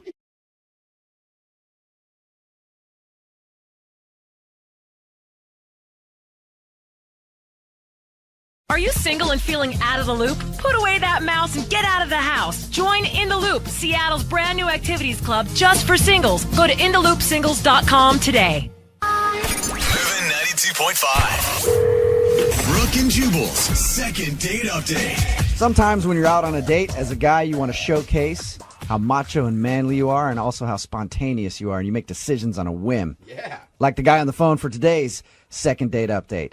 He originally planned to go to a movie with the girl that he took out, but then he made a boss move. And he was like, it, we're bowling. And he decided to switch it up on her in the middle of the date and go bowling. Sounds like a fun time. Hey, James, how are you? I'm good, Jubal. How you doing? Good, nice move. Oh, man. Nice move to switch it up on her from a movie to bowling. Bold. Yeah, I mean, it felt right. It felt right. The date was just going so well, I didn't want the conversation to end, and then when you go see a movie, then you basically have to shut up for an hour and a half. Yeah, makes sense. It Okay. actually is really smart. Always activities, I feel like, are the best way to go for a first date. Yeah, because I read your email and you were like, we were originally supposed to go to a movie and then I switched it up to bowling in the middle of the date. How was bowling with this girl? Oh, it was great. She's actually a pretty terrific bowler. So no, I mean it was actually fun to bowl with her, but the conversation just kept going, and it was really comfortable. I don't remember last time it was that easy to talk to a woman. What's her name, by the way? Oh, Danielle. And where'd you meet Danielle? We met online actually, because I don't date a lot. I'm kind of an indoor person mostly. A hermit? But I mean, I saw her, online, and we just started chatting together for a week. Is this your first online date, or have you been doing this for a while? No, I mean, I've been tossing the idea around, but I never really committed to it. And then I was like, well, all right, enough of this, I'm not getting any younger, so might as well just jump in, Did she know what a loose cannon she was dealing with? Like, where you're like, a guy's just going to switch it up from movie to bowling? Yeah, I'm pretty wild. I don't think she was necessarily ready for that. In your email, you said there was an awkward moment during your date. What happened? Yeah. Well, I mean, at a certain point, the conversation kind of steered towards our childhoods, and I don't know. I was feeling really comfortable, and I just, basically, I told her about how I kissed my cousin this one time when I was a kid. What? What did you just admit to? How did that happen? Well, I mean, no, that's the thing. It wasn't a big deal. It wasn't it was just a mostly friendly thing. When you're a kid, you're dumb. You don't. No, I don't mean how did the kiss with your cousin happen. I mean, how did you feel like you should share that with your date? Oh. Yeah, I mean, we just that's the thing. It was so comfortable between the both of us that we just started talking about our childhoods, and then the next thing I know, I'm telling this embarrassing story about me and my cousin kissing. Did she seem weird about it after you said that? I mean, I don't know. For me, if somebody told me that if they were kids, I'd be like, all right, whatever. It wouldn't bother me. I mean, when I told her, she got real quiet. So then I decided I tried to lighten the mood. And I was like, oh, I'm sure you've done worse. And she was like, no. Yeah, actually, no. I would, I'm from a small town in North Idaho, and those are things you don't joke about. Yeah, what do you think you just say? I totally made out with my dad once, don't worry. Yeah. So you feel like that's maybe the reason she's not calling you back? Because you're a cousin kisser? I mean, I have a feeling that's it, because otherwise, after that, it ended, I guess, politely and nicely. I walked her to her car and everything. Ever since then, I've just been trying to text, and I feel like I'm getting the runaround. Is she talking to you at all? I sent her like a couple of texts, and then the second or third one, I can't remember. I was like, "Hey, did you get my other text?" And she was like, "Oh no, sorry, I was out of town. I didn't have like cell coverage, so I didn't get it. I've been traveling a lot, but I can't get a definitive answer out of her for any." It's all the kind of standard blow-off lines. Exactly. Busy, pretty much. out of town, no cell service, phone died, that kind of stuff. Can we clarify one thing, though, real quick? How old were you when you kissed the cousin? Brooke can't get over it. I can't. It's kind of fuzzy at this point. I don't fully remember, but maybe my teens or something. I'm not sure. Maybe my early teens. Okay. I Getting don't know. into the weird line. Well, we'll play a song, come back, call her, and get your second date update, all right? Okay, thanks. Okay, man, hang on. Moving 92.5. Brooke and Jubal in the mornings. Second date update. Today's second date update is a little different from the others because we actually have audio of what happened while they were out on their date. They were bowling, this guy and this girl, and at one point he leaned to her and went, "You know what I like to do? I enjoy a good old make out with my cousin." Yeehaw! Who doesn't like kissing their cousin? I remember back at a family reunion, all my family members were kissing. I leaned over to my cousin and said, "More tongue, please. Give me some more tongue, cousin Jenny." At least that's what I think happened on the date. James is on the phone, and he wants us to call a girl named Danielle today. The awkward part of their date, I guess, and the reason that James thinks he's not getting a call back is because while they were out bowling together, he shared with her that when he was younger, he kissed his cousin. And things were sort of awkward after that. So he's been trying to get a hold of her. She's actually been texting back and forth with him, but she keeps blowing him off saying that she's busy and everything else. Was that accurate audio of your date, James? I mean, that's artist's license, I guess.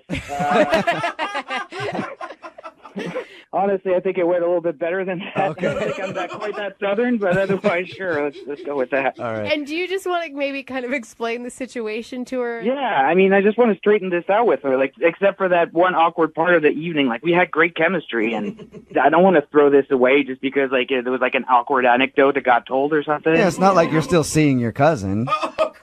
No, we've broken things off since then. Yeah. Okay, good. All right, man, I'm going to dial the phone number, see if we can get her on the phone and get your second date update, okay? Thanks, guys.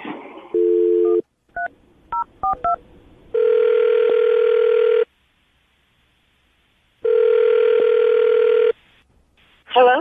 Hi, can I speak to Danielle, please? This is Danielle. Hey, Danielle, how are you? This is Jubal from Brooke and Jubal in the morning. Hello. Hello, what's going on? Nothing. Just enjoying a break right now. Sweet, so I got you at the right time, I guess. I guess so. We do a segment on our show called the Second Date Update. It's where if you go out on a date with somebody and then end up blowing them off, they email us to see if we can get you on the phone and ask why. What? Do you remember going out with a guy named James? Yeah, I remember James. Okay, well, we talked to James, and he told us about you guys going out and hanging out at the bowling alley, and he said that he had a really great time, but he says he's been trying to text with you, and you've just been being like, "I'm busy, I'm out of town, my phone's dead," all that kind of stuff. Yeah, it's been a hectic time. So you really are busy? Yes, I'm actually busy. So you liked James, like you thought he was cool. Yeah, James was really cool. Okay, then why are you always busy and not able to hang out with him? Are you still trying to process the fact that he made out with his cousin when he was a young boy? He told us about that little awkward moment during your date. Oh, I can't believe he mentioned that. I couldn't believe he told me that. You still liked him after you found out he kissed his cousin? It was a little awkward when he brought it up. And he was really nervous too. But it was all really endearing. He's a kid. Yeah, it wasn't like he was saying he was 25 years old. Yeah, Yeah, And he wasn't like his cousin. He went out with his cousin before he went out with me. Right, yeah, right. oh, dude, I just had coffee with my cousin in a huge makeout sesh. I'm so excited to bowl with you right now. So I don't get it though, because I'm sorry, every guy I've ever met, I'm a pretty busy person, but if I like them, you make time for them. Yeah. Totally. I just had a situation. Something happened, and I just couldn't see him. I needed some time. You needed some time, or you got like another relationship going on or something? No. Nothing like that? No, nothing like that. Okay, but there's something going on in your life where you can't make time to go out with him.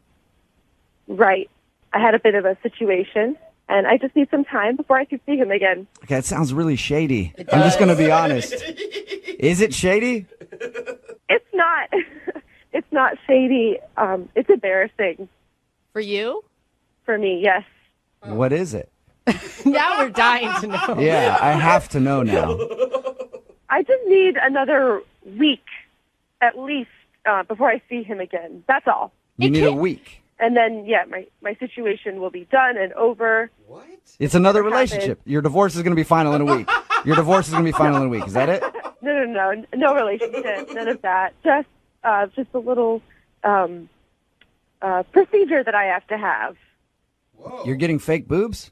No, that would be a nice surprise, though. Yeah, he'd be excited about that. He'd be like, I'll wait a week. That's fine. Like a medical procedure? It's not. Fine, I'll just tell you guys. Thank you. And this happened after my date with James. I was really late for work one day. I'm rushing out of the house. I'm in a panic. And I ran into my door. It was go to open it. I run into my door, and I knocked my teeth out. What? You knocked your teeth out? Yeah. Oh, So- you poor thing. While we talk to you right now, are you currently toothless? I didn't lose all of my teeth. It's my two front teeth. Oh, no, honey. Oh, wow. So you knocked your two front teeth out, and that's why you needed time.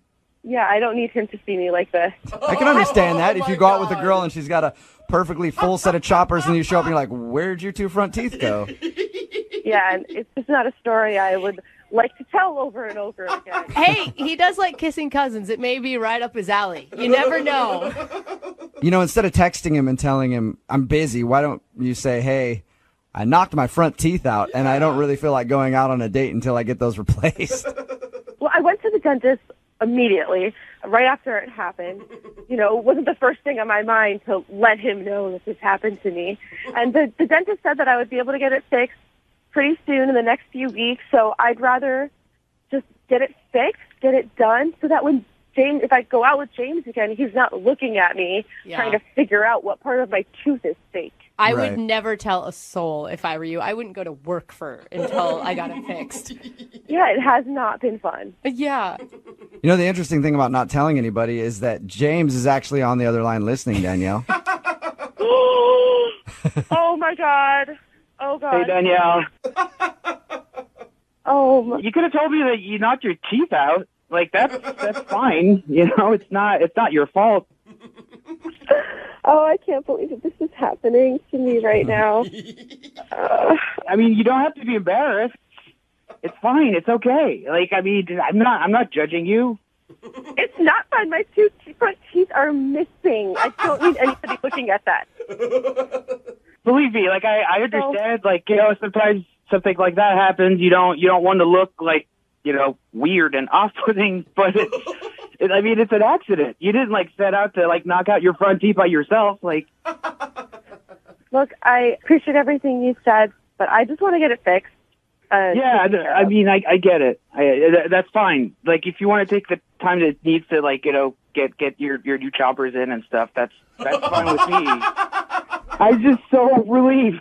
The reason you weren't calling me back was because I kissed my cousin. See? Danielle, he's actually happy to know that you knocked your teeth out. He's excited about that. I'm glad I could give him that comfort. Danielle, would you like to go out on a second date with James? We will pay for it. Once your teeth get better. Yes, I would love to go out with James again. Once I Awesome. get my teeth back. There you go. There you go, James. Oh. That's awesome. I'm really excited to see you again. And if you need help, while you're convalescing with your new teeth or whatever, I'd be down for helping. If you want him to feed you baby food, he'll do that for you. Oh, what a romantic. Yeah. it's cute. Well, congratulations, you guys. Thanks. You're welcome. Thank you. Hey, Danielle, while you're in there for your new teeth and stuff, see about the boobs. Oh, come Maybe, on, Flag. I don't know. It's time to make some changes in your life, I think. Brooke and Jubal in the morning.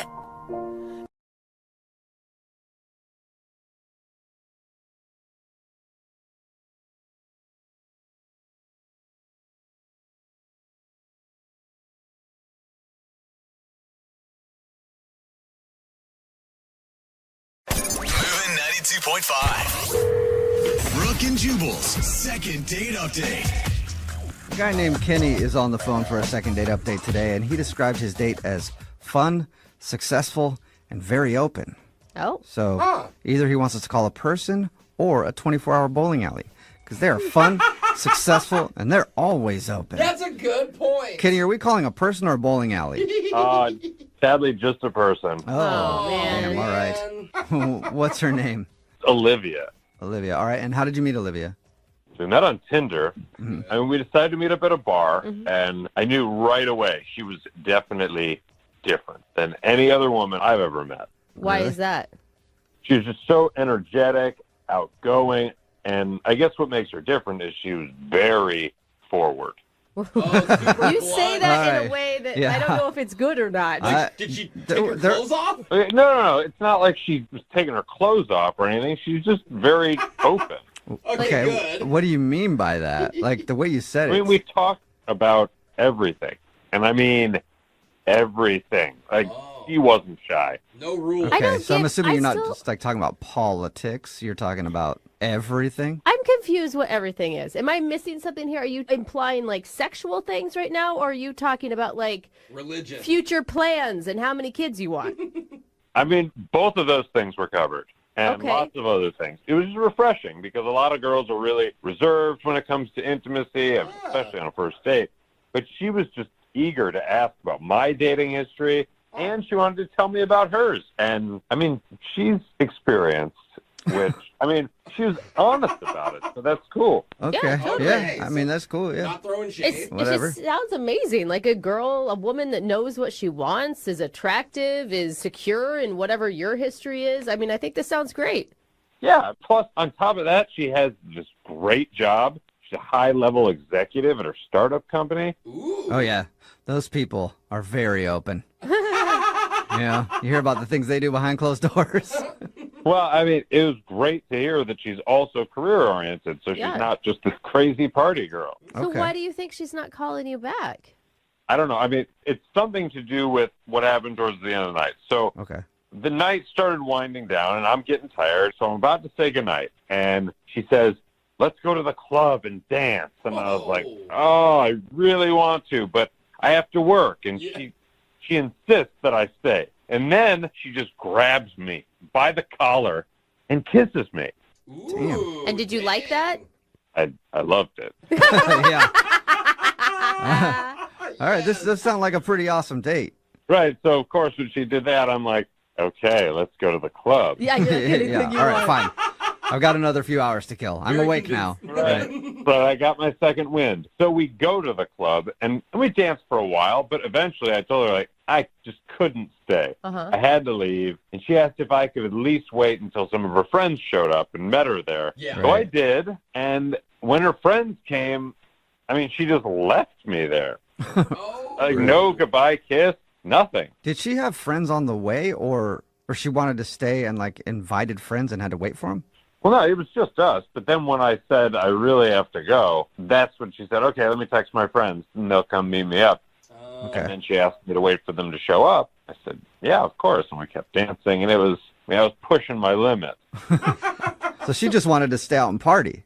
Right. And so it's kind of a red flag, and I feel like maybe that's why she's not calling me, because, I mean, she just took off when her friends got there. Oh, she thinks Like you're you guys boring? were like sitting at the bar together, they show up and she just leaves without saying anything to you? No, we were dancing, and then her friends showed up, and there was this big, like, with all her friends and everything, and then they just all moved to the bar, and she didn't introduce me to any of them or anything. Did she at least say goodbye to you?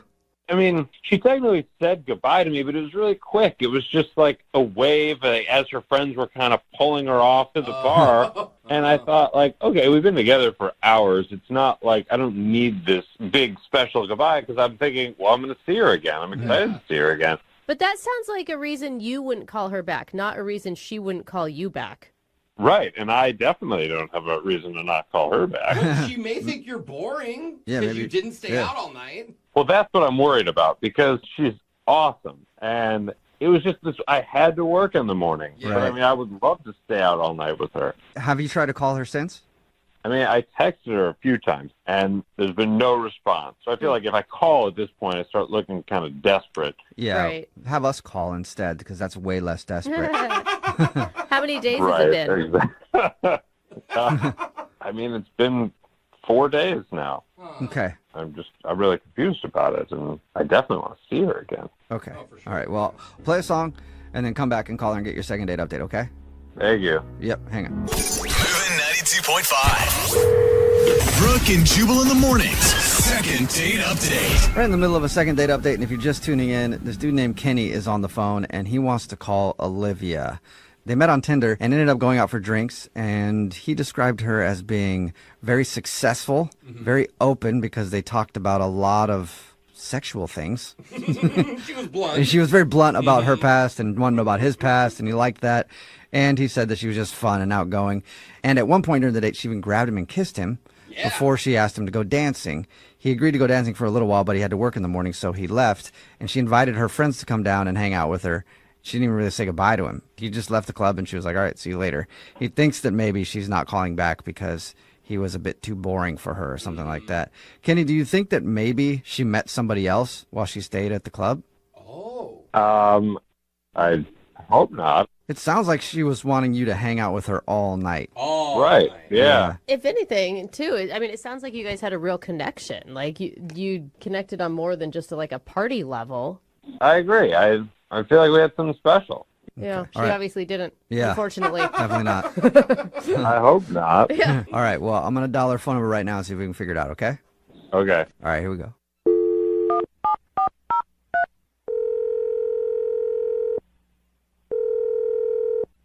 Hello, Hi, may I speak to Olivia, please? speaking. Hey, Olivia, how are you? This is Jubal from Brooke and Jubal in the Morning. I'm sorry, what? This is Jubal from Brooke and Jubal in the Morning, the radio show. Okay, what is this? This is Jubal from Brooke and Jubal in the Morning, the radio show. All right, how can I help you? Have you heard of us before? I guess maybe, yeah, I think I've heard of you guys Okay. in the past. Okay, cool. Well, now So we're in the why are you present. calling? I'm calling because She's so annoyed by you. yeah, we do. I'll get to the point. I can tell you're busy. Yeah. We do a segment on our show called the Second Date Update. That's where if you go out on a date with somebody, right? Okay, right, and you follow them or something? Follow No. them? That and would be check in with them later? No, no. That means Okay. no. Yeah, sorry, I don't have time to listen to radio shows in the morning. Okay. So, No worries. okay. It's where if you go out on a date with somebody and then blow them off, they can email us to call you and figure out what went wrong. So we got an email about you from this dude named Kenny. Okay. Kenny told us about your date. He said he really liked hanging out with you, Mm-hmm. but he's wondering why you won't get back to him. Oh, Kenny. He's a nice guy, but he just can't keep up with what I need. So, Are you? that's pretty much it. Are you saying that because he went home and he didn't stay out and party with you? No, that was definitely a red flag to me, admittedly, I'm a lot to deal with. Even my friends think so, but, I have needs, and he just couldn't meet them. Right, but you guys went out for drinks and then danced a little bit. And I'm having trouble figuring out why you say he can't keep up with you and what even you really mean by that. If you want me to go there, can I be candid with you? I don't care. Yes, sure. But, I consider myself a very sexual being. And I need a guy that can keep up. And I guarantee that sweet Kenny cannot. Why? How do you know? Why do you think that? I mean, you guys kissed, but that's it. So how would you even know? Well, I kissed him. I kissed him. He did not make any moves. And, I'm like, I'm just the type of girl that, admittedly, I have a high sex drive, and I need to get busy, like, every day, more than once. More than and once. I need a guy that can provide that for me, even if it means dropping everything at a moment's notice, like meeting me for lunch and, Wow. So, he can't, You are he open. can't do it. How do In our interaction, he cannot do that. But you didn't But how could you possibly tell that I couldn't keep up? We've never even done it once. Here we go. Oh, my God, I forgot. You guys, ambush people when they speak the truth. Yeah. So you Way have to put listened it. to the show before. You weren't lying. Yeah, that's Kenny. He was supposed to wait until we brought him on, but he started yelling, and I don't even know if he's there anymore. Kenny, are you still I there? mean, you're just letting her go on with this. That's ridiculous. We went on one date. I can just tell over the years, I've learned to read the signs, and all the signs were there. You just couldn't do it. What sign? Exhibit A, you had to go to bed early because you mentioned you had work in the morning. What? For me, I have a very important job, and I stayed out all night. I just, you just pound a couple of Red Bull and you make a night of it. I was ready to party with you. You were not down for that. And then B, I have to say, your dancing was a bit of a concern. Oh, There's the real truth. He's not a good dancer? You can tell a lot from how a person moves on the dance floor. And, I could tell, there's just, a sexual energy that you're missing. And, I just need that energy. I have the energy. I was just tired that night. Oh. I think that's exactly what she I said. engaged you at the bar and at the club. And, I could tell from the kiss we have, it's just not happening, So, I could do it. That's ridiculous. he wants to be up for the challenge. Olivia, a nicer way maybe to say this is that maybe your guys' chemistry just isn't there, right? I think that that's what you're saying. Sure. Sure. It's just a difference in sexual drive, sexual energy. I need it 5 to 6 times a day. Dang, it's getting worse as we talk to her. That is so much. That's a and lot. you work? Where do we fit all this in? Well, no, that's why I need a guy who can just drop anything at a moment's notice when I get the urge. If I don't get it 5 or 6 times a day, this is serious. I can't focus. I'm just off. My brain gets foggy. I can't focus on my job. It's just that itch you need to scratch, and I have it multiple times a day. Okay. And you don't think Kenny can scratch it? I don't think he could. He's a sweetheart. He really I could. could. Poor Kenny. I could make that happen. Kenny's excited now. He's like, please. It's really cute that you think that, but no, you couldn't. Can't write me off like that. Just give me a chance. I could be a sexual dynamo. You did not use the word dynamo. Oh my God. You're so adorable. I'm not trying to shame you, but seriously, I bet you're truly a rock star in your own way. Oh, she just patted you on the head over the phone. I'm just on a different level. My friends know this about me. Ask any one of them, and they will tell you themselves. Please, give me a chance. He's just begging. now. Kenny, stop begging. I'll beg It's not cute. It's not what she wants. We had an amazing time. Just give me a shot. All right, Olivia, would you like to go out with Kenny again? One more date. We'll pay for it. Olivia, I'll do whatever it takes. I'll take the whole day off work. All right? I'll chug a bunch of Red Bull. We'll do whatever you want to do. Just give me a chance. I think we know what she wants to do. Yeah, I think so. I think that has been very clear. What do you think, Olivia? You want to give Kenny one more shot? Or 6 more shots? Please. You know what? Here's what I'll do.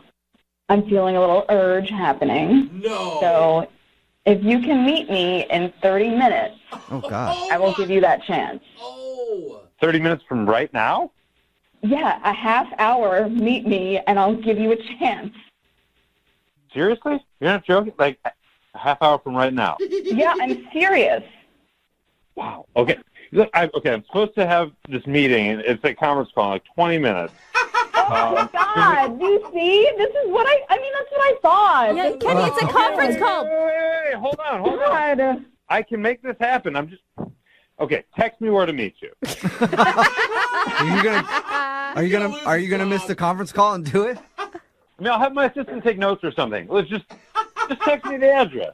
Okay, Kenny. I mean, this is your shot. Like, I still don't think that it's going to happen, but if you want to try and play in the big leagues, then I'm texting you now. Oh, my God. All right. Oh, my God. Okay. Oh, okay. Kenny's like jumping up and down right now. Kenny, congratulations. Successful second date update. Okay, yeah, no. Thanks. Can we wrap this up? I got a lot to do right now. Like, I got to send some emails, and I got to get to where Olivia is. Yeah. We're at a How about time it? crunch at All this right. point. Yeah. He's going to have a heart attack.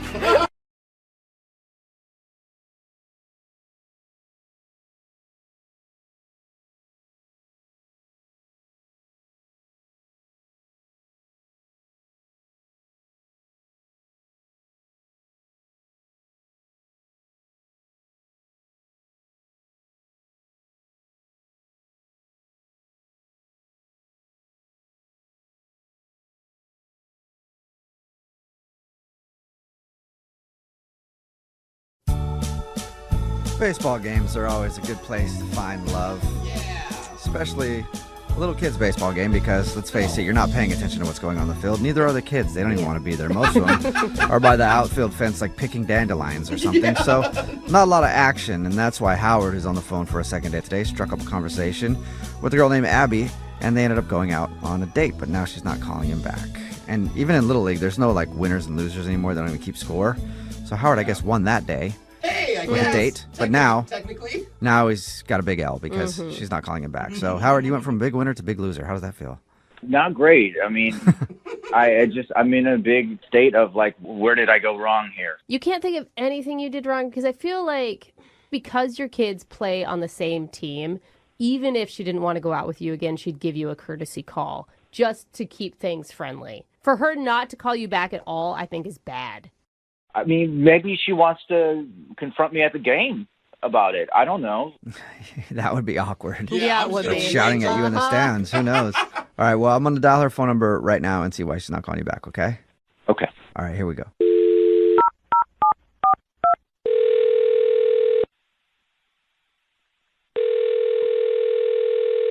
Hello, Hi, may I speak to Abby, please? this is she. Who's this? Abby, how are you? This is Jubal from the radio show Brooke and Jubal in the Morning. What? Yeah. Hi, Abby. Hi. This is so weird. Why are you guys calling me? Well, I'm calling you because we got an email about you from somebody who listens to the show. Okay, that's just as weird. Who emailed you about me? His name is Howard. Okay. That's Okay. less excited. Abby, we do this thing on our show called the second date. I don't know if you know what that is or not, but that's if you go out on a date with somebody and then end up not wanting to see them again, they can email us to get you on the phone and ask what happened. So Howard emailed us and told us about your date, and he also can't figure out why you're not calling him back. Well, let's just say that I won't be interested in getting involved with him anytime soon. I think he knows that. Yeah, I think he's figured that out. We're trying to figure out why. Yeah. Okay. I know Howard through Little League because my son plays, and both actually our kids are friendly with each other, which is nice. But the other day at one of the games, we were getting along pretty well, and he was very forthcoming, and he asked me to dinner, and I was like, yeah. He told us about your date, and he said that everything was great. He said it was great? Yeah, he thought it was fantastic. He did say at the end of the date he leaned in to try to kiss you, and you kind of turned your cheek. It didn't seem like you wanted to have a first date kiss. I think that what happened during the dinner is we talked a little. We're both divorced, so naturally that's going to come up. Yeah. And he sort of overshared. Overshared about his divorce? Yeah, about how the divorce happened, pretty much. Why? Okay. I mean, what would be oversharing? Oversharing would be sharing the fact that he hooked up with his kid's nanny. Whoa! He hooked up with his kid's nanny, and that's why he got a divorce? I mean, it was more than, like, hooked up. I guess they were together for some time. Oh. So he shared with you on your first date Yeah. that the reason he had a divorce was because he was having an affair with the nanny. Yeah, like a full-blown affair with a nanny. Okay, well, that's That's hey, a bit of a you know that's what? a bit of TMI, I think. But a good reason for divorce, so at least he has that. And he's honest? I mean, he was a little bit sort of remorseful about it. And then this also kind of made me mad because he was doing that thing where he was like, well, my wife was being a little withholding. She wasn't giving me the attention she used to. And I'm like, oh, God. Yeah, that's an excuse. Yeah, it is. It's always an excuse. I bought some new shorts, and she didn't comment on my shorts, you know? So I was like, well, I'm just going to start banging the nanny. At least she likes my shorts. yeah, but here's what's crazy, and that I can't believe that he shared with me on a date. He was going to take all his kids to Disney, right? Yeah. And then I guess the mother found out about the affair. So they were like, well, we're not doing a family trip. And he said that he still went on the trip to Disney with the nanny. What? Ooh, Wait, no weird. kids or kids with them? It's your new mommy. No kids. He took the nanny to Disneyland. Oh, Wow. what? So wait, okay, that's a lot of information on a first date. Yeah, I know. That's a lot. Yeah, especially, when you're just starting to date somebody, you might have questions. If they got a divorce because they were having an affair with the nanny and then had a trip scheduled to Disneyland with their kids and everything else, but then blew that off to just take the nanny there, might raise a flag or two.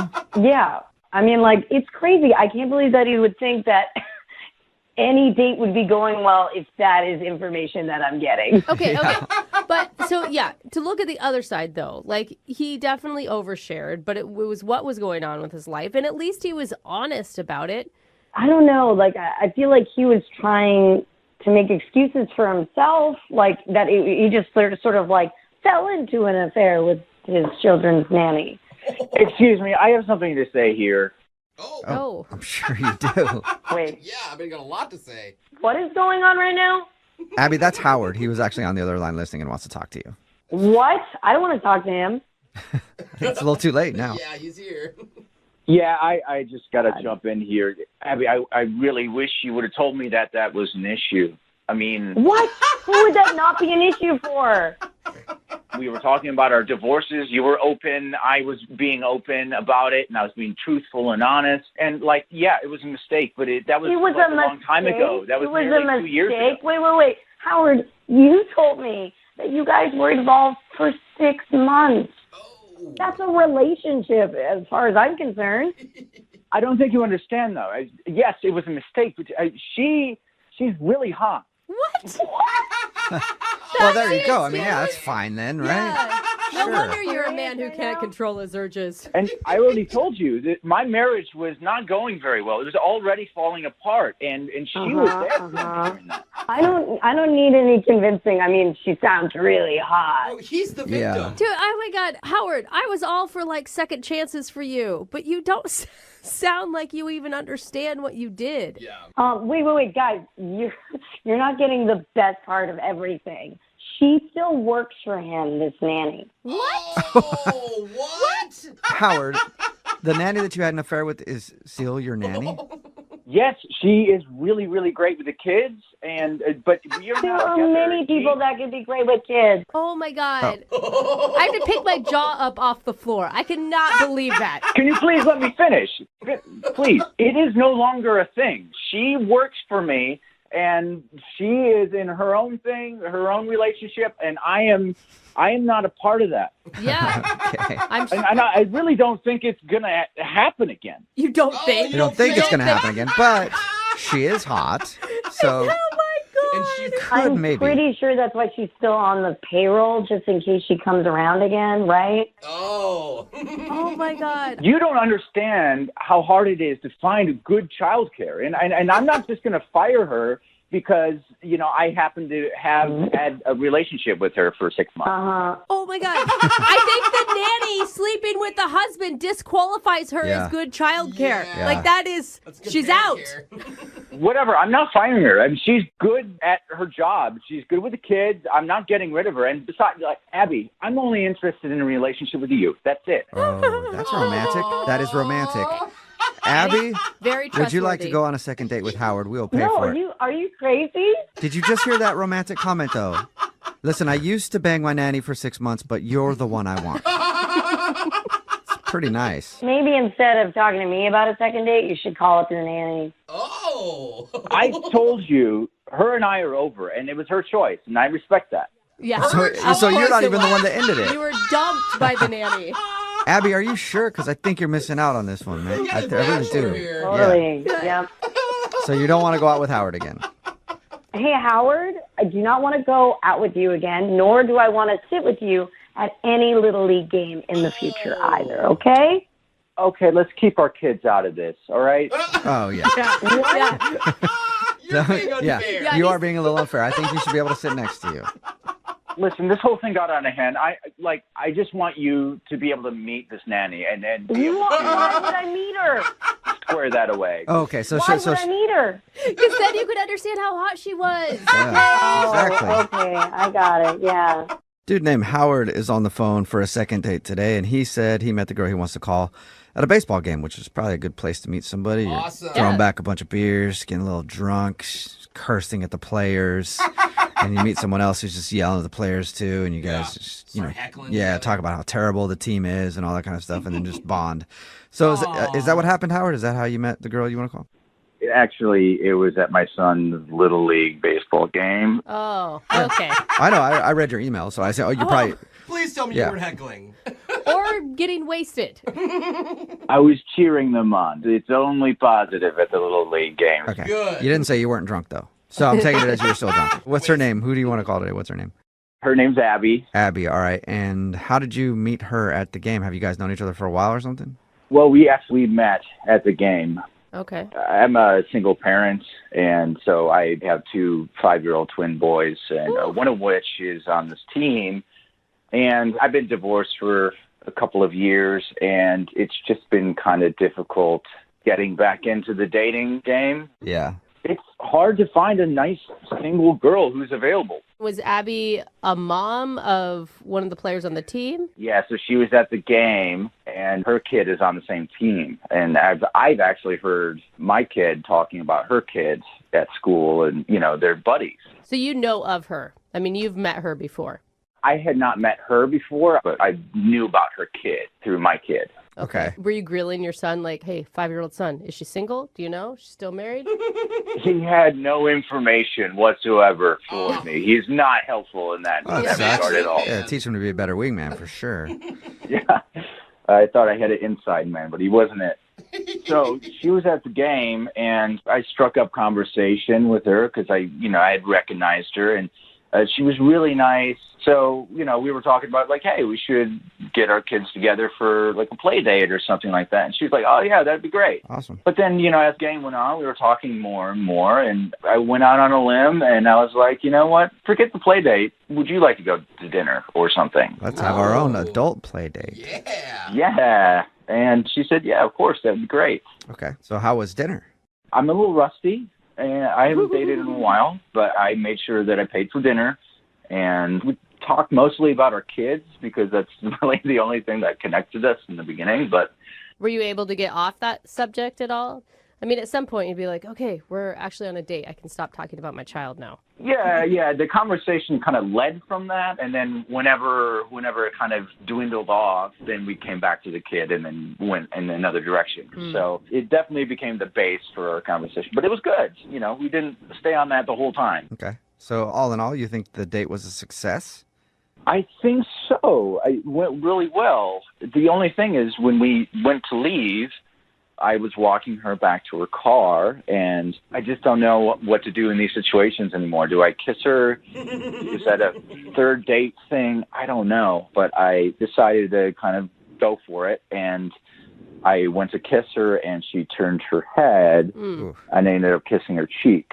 All right, that's kind of an awkward end of the date. Yeah. Do you guys think I screwed that up? I mean, should I not have tried to kiss her on the first date? I mean, should I have just been like, cool, let's do a second date and call it good? I don't know. I mean, it depends on the situation, I guess. Well, first date kisses aren't what they used to be. I think it's more common nowadays. And it's so hard for us to judge now because we know you got rejected. Yeah. Like, if we didn't know what was going to happen, I probably would have said go for it. But now. Jubal, what do you think I should have done? I mean, I think maybe you moved too slow. Both of you guys have kids. I mean, you guys should have just invited her back to your place. I mean, you guys have been there, done that before. It's not like, it's not like new territory there as far as that's concerned. Oh, I didn't even think about that. Maybe I wasn't moving fast enough. Yeah, maybe that's it. Like you say, you're really rusty at dating. I mean, is she back into the dating scene recently too? Like maybe she's just rusty too, and she didn't know. It seemed like she was a little bit more experienced in the dating thing. Like she had some kind of like, it seemed like she had done this before recently. Okay. But again, it was both of our first date, and I didn't know if I had overstepped some bounds or anything like that. So. Okay. Did you make plans to hang out again or anything?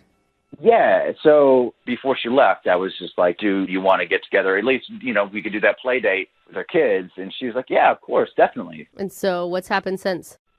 I've reached out to her a couple of times, and she hasn't really responded, even about like a play date, not even our own date. And that's awkward because your kids are on the same baseball team.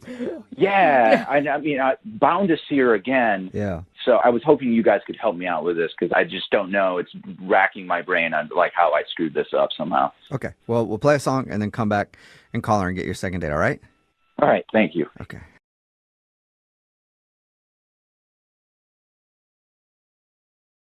Moving 92.5. Brooke and Jubal in the mornings. Second date update. I feel like I start a lot of second date updates off this way, but when you're going to joke with a date, it's all about timing and appropriateness. For example, if you're out on a date and the girl's like, oh, I'm feeling a little bit under the weather today, probably a bad time to go, well, I'm a gynecologist. I could help you out later after we eat. Oh my God, that's so gross, and it's been said before. Oh, no. That's the sad joke. part. I have no idea. But Kurt thinks that a bad joke might have ruined his chances at a second date with a girl named Angie. What's up, Kurt? How are you? Hey, very good, guys. How are you? God, was your joke as bad as the one Jubal just said? Timing-wise, probably a little bit worse. Oh my God! Man. What did you say? We'll get to that in just a second. First, tell us about Angie. Where'd you meet her? So we actually met on Bumble. Okay. Nice. Does that mean she chose you?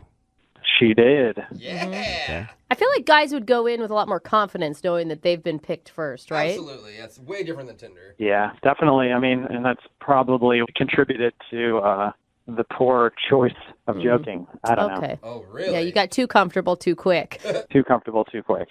Before you tell us about the joke, tell us about the start of the evening with her. How was everything? It was just kind of weird right off the bat, because online we were texting each other back and forth, just a lot of joking mostly. Then on like the day of the date, when I picked her up, she just kind of just didn't seem like she was in a good mood at first. Okay, so you started off thinking like, ooh, maybe something else happened. She's not feeling this. Yeah, like, obviously we had never been out or anything. I didn't really know her that well, so this may have just been how she acted all the time. Mm-hmm. Oh, yeah. And so, yeah, I mean, I asked her a few times, like, if she was okay, and she just never seemed like she wanted to talk about it. Okay. Oh. Okay. So what'd you guys do? We went to dinner. Okay. Oh, that's good. Yeah. Did she open up more at dinner or still kind of the same? She was still pretty much the same. Towards the end of dinner, though, was when she kind of, like, let me know what was going on. What was going on? So it was really sad. Like, her grandmother actually passed away, within a week of us going out, yeah. Oh, that So she's sucks. probably not getting a big settlement, so she was upset. What? No, Jubal. Oh my God. She obviously really liked you if she thought like, man, I'd still want to go on this date. Maybe this will cheer me up. Exactly. Maybe this is the silver lining that I need this week. Did she mention anything about the settlement? No, Jubal. Yeah, there was no talk of like any settlement or like a will or anything, thank God. Yeah, I would hope not. But that's a real bummer. How did you respond when she told you that?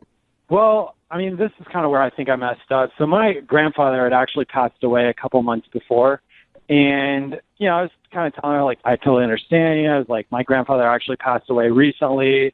And obviously it's, really tough. I was like, but maybe we could get my grandmother, who is still alive, to hang out with your grandfather, who's still alive. So you took the opportunity to try to hook up your grandparents.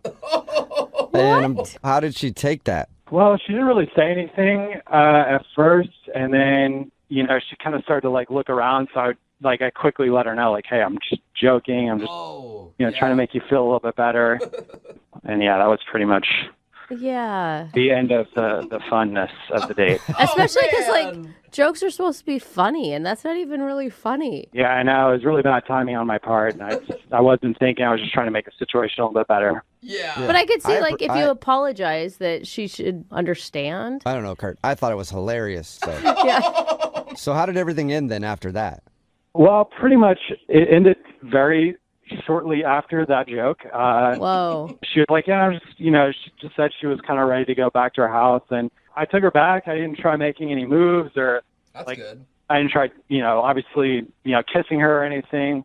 I wanted to stay respectful, because I really did like her outside of that crappy joke that I made. She was really nice. Have you talked to her at all since? No, I haven't. She hasn't called me back.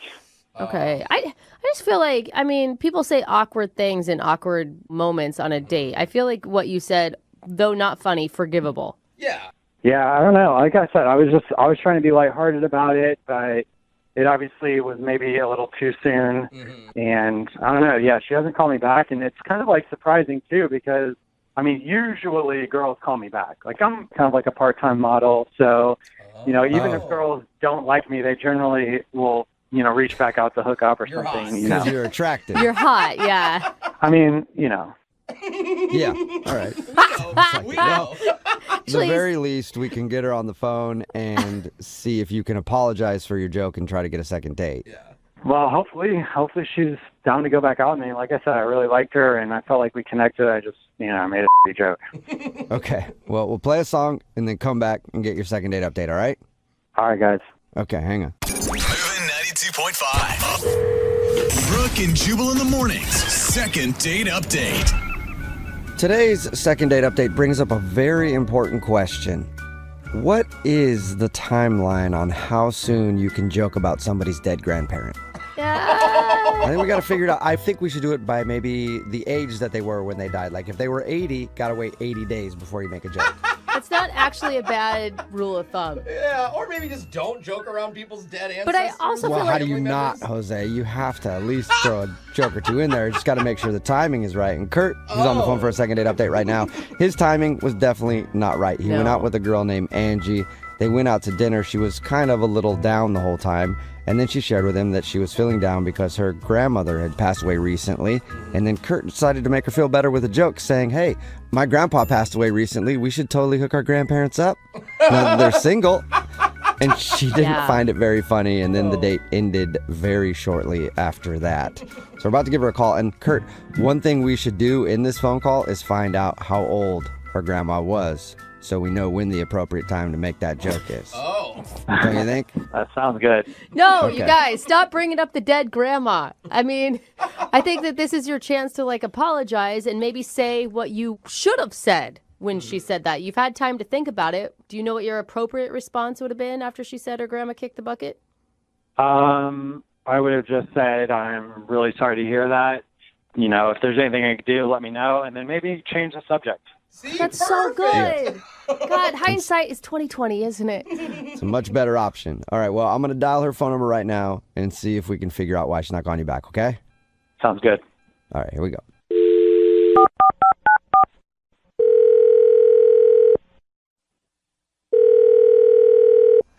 Hello?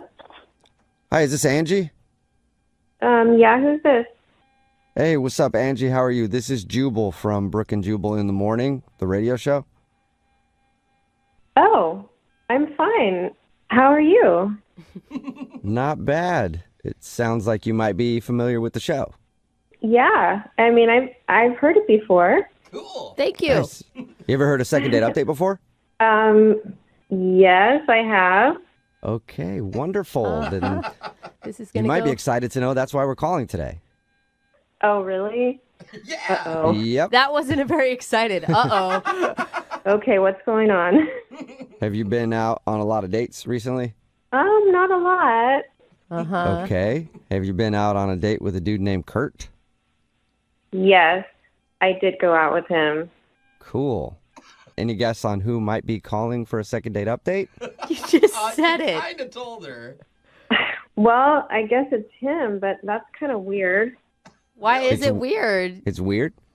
Yeah, I mean, I'm not interested in going out with him. Yeah, I mean, he got that because you haven't called him back. Remember, the point of the Well- second date update is find out why.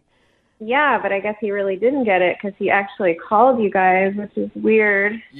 Oh, so Yeah, you're saying that yeah. it should be obvious why you're not Yeah. calling him back? Yeah, I think so. I Okay. guess it's not though. Is it the joke about your grandmother? Oh, he actually told you that? Yeah, that was really I didn't appreciate that at all, but that's not the whole reason. He did tell us about that. He told us that he feels bad actually about making a poorly timed joke when you shared that your grandmother had just passed away. So he does feel bad about that, but it's more to it. Yeah. Yeah, I think that like the worst part was that he was going on and on about the fact that he's a male model. It was like very uncomfortable for me, and he kept like making all these faces like this is my relaxed face and this is my seductive face and Oh this my is my God. evening romantic face. Who does that? Are you serious? He mentioned that it was weird you weren't calling him back because girls always call him back because he's a model. Yeah. Oh, please. So doesn't that give you an idea of like how gross he is? Wait, when did he start doing faces at the table? Like really early on in the date. Like he seemed like he was trying to impress me. You know, if there was a mirror behind me in the booth, I bet you he would have just been looking at his reflection the whole time. Yeah, this dude is like, here's me, here's the world, and here's all my faces. And I was like, oh, come on. Wow. I wasn't in a really good mood, you know. I mean, I just wanted to go out and have some fun. I'm sad about my grandma, and this guy is just, ew, he just made it worse. I'm surprised he didn't take that opportunity to show you his sad look. You know, he may have. He showed me a lot of looks, the whole gamut. What did you say to him? I mean, I didn't know what to say because, I mean, he just thought that he was so entertaining. And, I mean, I sort of tried to get the point across that I wasn't really into seeing all these faces, and I just kind of wanted some nice company and, you know, but I guess he didn't get it. Okay, so long before the dead grandma joke, you were over this guy. Yeah, I mean, that sure didn't help matters, but it's not the kind of guy that I want to hang out with, no. Well, Angie, thank you for being honest with us. Also, I want to let you know that I haven't been fully honest with you. What do you mean? Well, I mean that Kurt is actually on the other line listening to this and wants to talk to you. Oh. Hey, Angie. Oh, my God, you're on the phone. Great. Yes, I'm on the phone. And first of all, I know you're trying to bash male modeling, but it's, you know, really insensitive. And, you know, I was just trying to show you, you know, kind of like my talents and hoping that you would show me your talents, but you don't really have any. So. Oh, damn. Whoa! Somebody got their feelings hurt, Kurt. I mean, maybe I don't care that much about your talents right now. I have other things going on in my life. I just wanted someone normal to hang out with, but that's not you. I cannot believe you didn't come in with an apology, Kurt. Like, oh my God, I was nervous. told I'm you. sorry. See how he Well, is? I mean, why am I going to apologize if, like, everybody in the station, including yourself, is, like, making fun of what I do? Like, doesn't make any sense. I'm not going to apologize for anything. Okay, well, I know that you think your modeling is really great, so why do you care what anyone thinks of it? And like I said, I have other things going on right now, so I'm not so interested in your bragging about your talents. I was just trying to have a good time. Kurt, I don't think you get it. Like, nobody's making fun of your career. They're making fun of you being so self-absorbed. Well, I mean, whatever, like, however you want to spin it, you know, that's, like, on you. But I was just trying to be outgoing, trying to show, like, a little bit more of my personality on the date, but it's being spun around. Like, I'm just sitting here with, like, some self-indulged guy on a date, and that's not who I am. That's not what I do. And That's what it sounds like. I mean, how many faces did you show her? for your information, I actually have 15 to 20 different faces that have all made me over $1,000. Whoa, that's good. I wish I could get paid for my face, Kurt. I do think that's a talent, but maybe just not on a date. Maybe save that for when you're actually working and not across the table from someone at dinner. Yeah, it's like Jubal going out on a date and doing all his phone tap voices. Like, no one wants that. They don't? They don't. They don't. I'm sorry. For the future. I think a lot of people give male models a bad rap, and just so you guys know, I mean, I know most of you are in the radio or in, whatever Angie does. Male modeling is very hard, and we grind every day to make our careers possible. Okay, and you have to work on your diet. You have to work on your wardrobe. You have to keep up with what's going on, and obviously you need to practice your faces. I mean, as funny as this sounds, it's a very important part of what I do. Makes sense. Kurt, one very, very important thing that you just said, though, that I think probably makes it seem like you're a little self-involved is you said, I don't even know what Angie does. And you went on a date with her and you didn't take the time to figure out what her career is? Yeah, Kurt, you never even asked me what I do. Well, you're too sad looking to really even talk to you. Like, I was scared to ask you. So it's her fault that you didn't take any interest in her? Yeah, she was just way too sad and way too down. I just didn't know what to say to her. I just didn't feel like I could ask her anything. Oh my God. So you thought you could cheer up with some of your faces. I get it, dude. Well, Angie, would you like to go out with Kurt on a second date? We will pay for it. Absolutely not. Yeah. I thought you were going to pause after absolutely. Damn. And if you guys are wondering, I'm making this type of face. Disgusted. No way. Never again. Dude, you nailed it. I can't Thanks see it. anyway. Yeah. Yo, stop making fun of my faces. They're real and they very much get me paid. Okay? All right. So. Oh my God, he's miserable. Keep grinding, Kurt. Angie, thank you for talking to us. And, You're welcome. hopefully you can find a lady out there, Kurt, that will appreciate you for all your different looks. That's great. Thank you so much. I appreciate your feedback. No problem.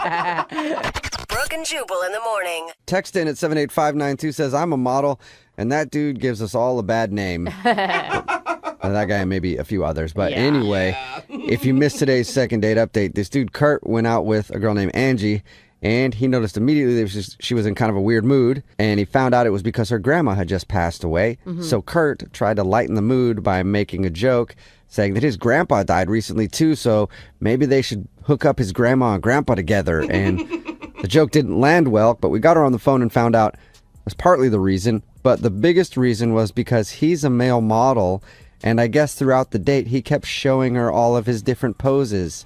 His different faces that he could do, his sad face, his happy face, his, serious face.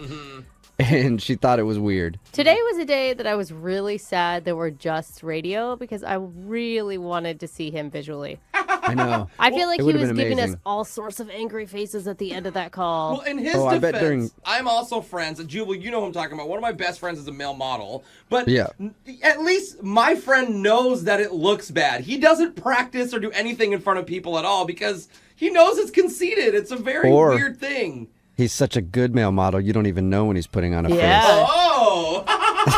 But anyway, Kurt did get super offended with us and offended that people weren't taking his job seriously, even though it is kind of weird no matter what your job is to be doing it in the middle of your date. If you're a CPA, don't do an Excel spreadsheet and show me how cool you are. Yeah, an electrician isn't going to sit at the table and then rewire the outlets that is right next to you. It's just that would be weird. You wouldn't get another call back probably. So Kate decided she didn't want to go out with Kurt again, and Kurt's fine with that. He'll find somebody else to appreciate all of his many faces. Remember, if you want to do a second date update, just email the show, and we will call the person who didn't call you back. Giving away another trip to Vegas in just about 5 minutes, and don't forget, it is Friday, so Young Jeffrey's Song of the Week is coming up at 8:10. It's Brooke and Jubal in the morning.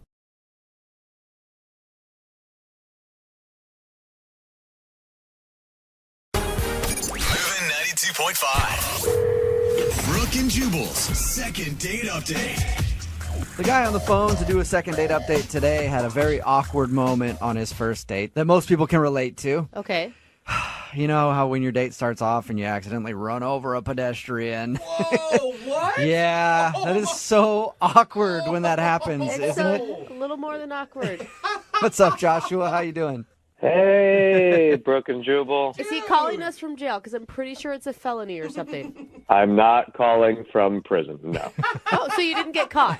No, I definitely got caught. All right. Tell us a little bit about what happened, because your email just said, I need a do-over because I ran over somebody. Oh, my God. And that's very confusing. It's like, all right, we'll do a second date update on that. What does that mean? So here's what happened. I met Kara on eHarmony. Okay. She's great. and we decide we're going to go to a concert because we both really dig on music. And I pick her up at a coffee shop, and we're talking, and it's awesome, and I'm just really into the conversation. And then I accidentally ran over somebody. No, you don't just throw that in there so casually. Like, I pick her up, the conversation's great. Oh. And then also, yeah, we heard a little thump, and then I realized, did it again. Ran over a person. Speed bump. Okay, so people freaked out, but it was not my fault. Wait, okay, but clarify for me. When you say ran over a person, do you mean like full speed ahead, like thump over a person? No, I was at a stoplight. It had turned green. I don't know if the guy was hurrying to get somewhere, but he darted in the road, and I figured that it was clear to go. I didn't see him, and Tara yells, "You hit somebody," and I said, "What?" You had to be told that you hit a pedestrian. You didn't just know that? Well, I ran over his foot. Like, it was his foot. Okay, so he didn't, like, hit your windshield and you didn't notice? No, he didn't crack in the windshield. Okay. But I was really paying attention to her because I'm trying to be a better listener. And so I said, "What?" And there were no cars behind me, so I stopped the car and I put it in reverse and... Ran over his other foot? No, I didn't. I just, nicked his knee. I glanced off. So you almost ran over him a second time. That's an accurate statement, but in my defense, it was his fault. No, there's no defense. And you don't sound guilty about this at all. I have thought about this a lot, and I don't feel bad about it because this guy ran in front of the car, and I stayed. I filed the police report. I got into a little bit of an argument with another person that was on the road about what had happened, but I think that she did not see everything that happened. Right. Wait, what was your date doing the entire time you're filling out a police report? Well, she left. Okay, so she took off. And what did she say to you about the whole situation? Did she say anything before she left? Well, she stayed around and she was screaming a lot for a while. I can understand But that. again, I don't think that's me. I think that she had a family thing, that it was bringing stuff up. Another So person. you're blaming past baggage for her wanting to leave? I don't think it was about me. Okay. What was she screaming? There was a lot of the "oh my gods." There was a lot of "this shouldn't be happening." And is that the last you've heard from her? I was shouting her name out as I noticed as she was leaving, and then the police officer was really stern with me paying attention to him. Yeah. Oh, yeah. They usually She might have said something else, Okay. but I didn't hear it. So her walking away while you're filing a police report after accidentally running over some guy's foot is the last thing you've seen of her? Yes. All right. Which, could actually be good for you because she sounds like a key witness in all of this, and I don't think that it was the other guy's fault. But it was his fault. I have been to court about this. No charges are being pressed. Yeah, because she wasn't there. Dude, you hit him twice, man. The second time was a glance. So I disagree with the term hitting twice. Look, it was an accident. It just happened to take place with a really cute girl on a first date, and I just need a do-over. And it will be a do-over where we take public transportation, or... Is that because your license has been revoked? No, I still have my license. It's just provisional, so I cannot drive at night. Okay. So have you tried to call her since then, though, or will this be your first attempt to reach out? I texted her, and I told her, "Hey, I know that was crazy. Sorry about the guy. The guy's doing okay." And nothing? No response? It's funny, when you see the little ... dots with the text sometimes. Yeah. I think I saw that right afterwards, but then nothing. Nothing was done. So she thought about responding to you and then stopped herself. Yeah, it seems like maybe she started to say yes, of course, and then she was just nervous. All right. Well, we'll play a song, come back, call her, and get your second date update, okay? I appreciate it. Yeah, man. Moving 92.5. Brooke and Jubal in the mornings. Second date update. The following is a true story about real-life events that have actually taken place in our judicial system. The names and dates have not been changed. They're the same. Yeah. They're the same names and dates because it's really not that big of a deal, but it sounds cooler if I talk like this. And Joshua is on the phone today for a second date update. If you just missed the first part, he ran over a dude on his first date and had to give a police report. and has had to go to court over it and everything else. He was found not guilty of any crime.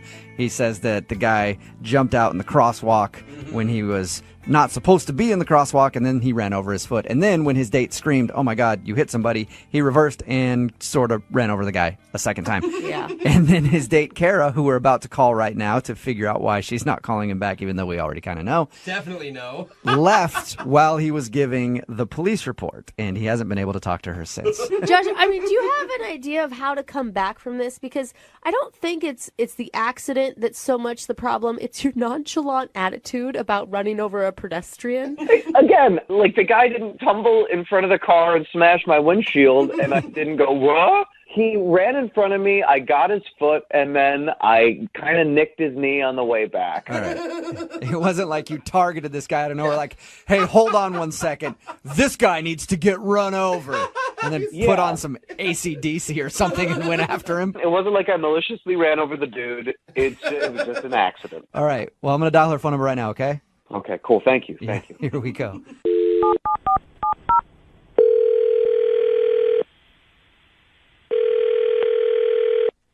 Hello. Hi, can I speak to Kara, please? This is Kara. Hey, Kara, how are you? This is Jubal from Brooke and Jubal in the Morning. Great. This is weird. I can understand how you'd think that. I'm actually on the phone with you right now because we're doing a segment called the Second Date Update. And basically, we want to ask you some questions about a date that you went on recently with a guy named Joshua. Oh, my God. Yeah. The thing is, he really liked you, and he asked us to call you and find out why you're not calling him back. What? Yeah. He wanted what? He wanted you to call me? Yes. He sent us an email and told us about your horrible first date. What did he tell you? Exactly. He told us that he met you on eHarmony, and you guys Yes. were on your way to a concert. And he said on the way to the concert, he was talking to you and wasn't paying attention, and some dude ran out in the crosswalk, and he ran over his foot. Then you screamed, and then he put the car in reverse and kind of hit the guy again. Oh, God. Yeah, that's pretty much what happened. So is that the reason you're not calling him back, the whole accident? Because he said that you left while he was giving a police report. I was pretty shaken up. I mean, I've never even seen anyone hit by a car, much less being in the car. I was in the car. I mean, it was so crazy. And then I had to tell him, you hit someone. And then we backed up and we hit him again. Well, it was like, But the guy Kara. was all right, right? I mean, he did send me a text message later telling me that the guy was okay, but I mean, I don't know. Like, maybe he's just calling me to, ask me out on another date. Be like, oh, yeah, the guy's fine. Sure, you want to go out again? I mean, we hit someone on a date. Okay, but that was an accident. I understand if you feel like that's a bad omen for a first but date. an accident, like, what's going to happen on date number 2? What are we going to do? There's all sorts of options now, I think. The crazy door has been opened. You guys can just run through it full speed together if you want. I'm cool not going through that door. Like, I'm good. Why wouldn't you text him back, though, after that and just say, hey, that was too much for me on a first date? Look, there were other reasons. That was not the only reason. I was just done with that date. There was more than hitting a pedestrian. Yeah. What's worse than that? I mean, I'm not saying it's worse. Like, I'm not saying we, killed a family. Like, That would be worse for sure. But, I mean, I was on this date for, I don't know, 10 minutes prior to the incident, we'll call it. I got in his car, and Joshua wears an ungodly amount of cologne. Oh. It was like being in the back of a cab in Istanbul. Yeah. Just horrible. Okay. Instant And you know what? migraine. Depending on the cologne, that could be worse than running over a person. I mean, that person was okay. If I stayed in my car much longer, I would not have been okay. So that's why you left. You didn't actually leave because of the pedestrian. You just didn't want to ride home. I'll be honest, it was like, dude, my asthma was going to be like, hello. Like, there was no way. There was no way. And I'll be honest with you, I don't understand how it is that he could have sprayed that on himself in the morning and was like, yeah, I smell good. Like, no way. Excuse me, can I talk now? What's going on? Okay, that's Joshua. He's on the other line and wants to talk to you. Kara, what is up? Why are you saying this? You know that's not true. Joshua, look, I did not know you were on the phone. And I am really sorry that you had to hear it like that, but it is true. I'm sorry. I put on a little bit of cologne because I cared about the date. I wasn't swimming in it. I'm sorry. Like, I feel bad kind of right now. Like, I'm glad you cared about the date, but it's not that there's nothing wrong with, in general, putting cologne on, but don't you remember I rolled down the window? Like, it was really cold outside, and I rolled down the window, and I was like, hey, look at the fresh air. This is great. You didn't think anything was weird about that? That was part of the distraction that, all right, look. If you wouldn't have rolled down that window, he wouldn't have had to hit somebody. I will have you know that I get a lot of compliments on my cologne, and the majority of them are not from family members. Well, that's fine. Then they can go out with you and be in a small enclosed space and have asthma, but not me. I felt like I was going to die, okay? Not unlike the person you ran over, and I didn't have my extra inhaler with me. Well, the person that I accidentally ran over his foot was nowhere close to death, which I would say is, maybe similar to how your cologne... Okay, look. All right? Okay, fine. You're in such a predicament right now, Joshua. It's not about the cologne. I cannot wear cologne. I can change that, all right? I just think that I got a good vibe from you before all this stuff happened, and I'm sorry. And which part are you sorry for? The cologne or the almost dead dude? I mean, he's not almost dead. Come on. Wow. This was found out in a court of law. He was fine. But honestly, like, I'm just trying to give you feedback about your cologne. Like, it just doesn't smell good, and the amount didn't smell good. And I'm not trying to be mean. It is what it is. And besides, I didn't know you were on the phone. They tricked me. So wait, were you attracted to him before you smelled him? No, I'm serious, because the smell is an automatic turnoff, but there could have been something pre-smell. When I saw his pictures online and we communicated online, it was really cool. And when I saw him from far away, it was great. When I walked up close, not so great. But, and I don't mean like he was ugly. I mean like it was the smell. But from far away, it was good. I mean, it just like once you got closer. Can you please stop talking about how bad I smelled? Well, Josh, do you want to go back to talking about the guy that you hit? We have two options here. Yeah, that's a good point.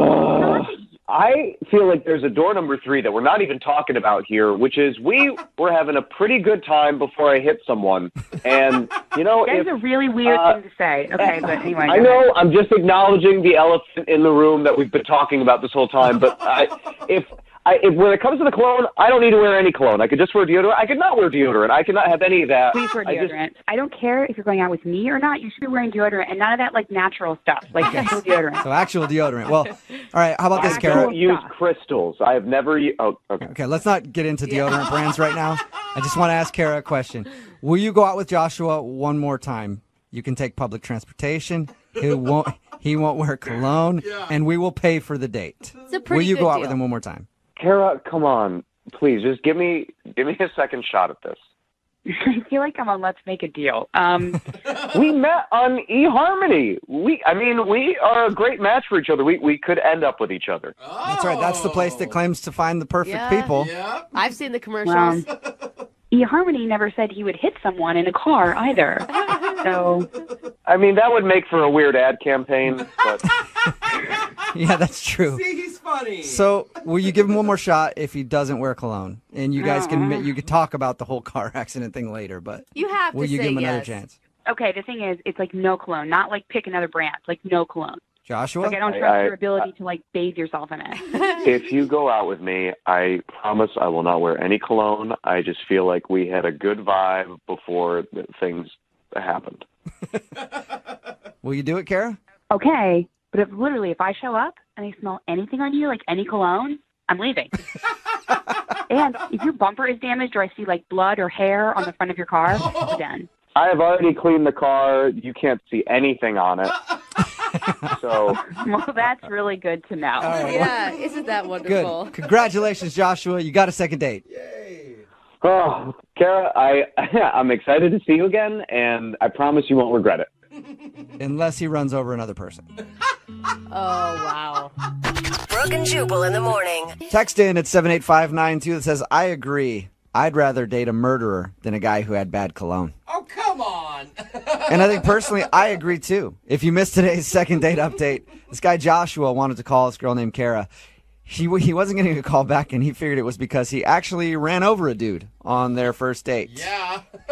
Now, it wasn't his fault. That's been proven in a court of law. Yes. A guy was crossing at the wrong time, and he kind of clipped the dude and then reversed and ran over his leg. Again. And he thought maybe that was a bit too much, and she thought he did it on purpose or something because he wasn't paying attention. But that wasn't the reason. The reason was it was because he was wearing very bad cologne. Oh, man. And she didn't even want to be in the car with him in the first place because his cologne was so terrible. That's so sad, though, when you can get in a car accident and she's like, thank God I can leave now. Yeah. This is my cue. Like, I have an excuse. I know, she's actually excited because she just saw somebody get hit with a car. Like, oh, sweet. I get to stand outside and wait for the cops to show up. That's going to take a while. Fresh air. Yeah, if somebody has really bad cologne, it is terrible. Like, think about if you're in your office and you get on the elevator after somebody with bad cologne or bad perfume. Oh, that's the worst. You can just smell their aftermath. Disgusting. But anyway, they agreed to go on a second date. She actually said she would go out with him again. Yeah. I recommend they take an Uber. And he also can't wear any cologne on their date, which means he's probably so scared now he's not going to wear deodorant, cologne, not even shower, no soaps, and he's just going to smell terrible. Remember, if you want to do a second date update, all you have to do is email the show, and we will call the person who didn't call you back. Moving 92.5.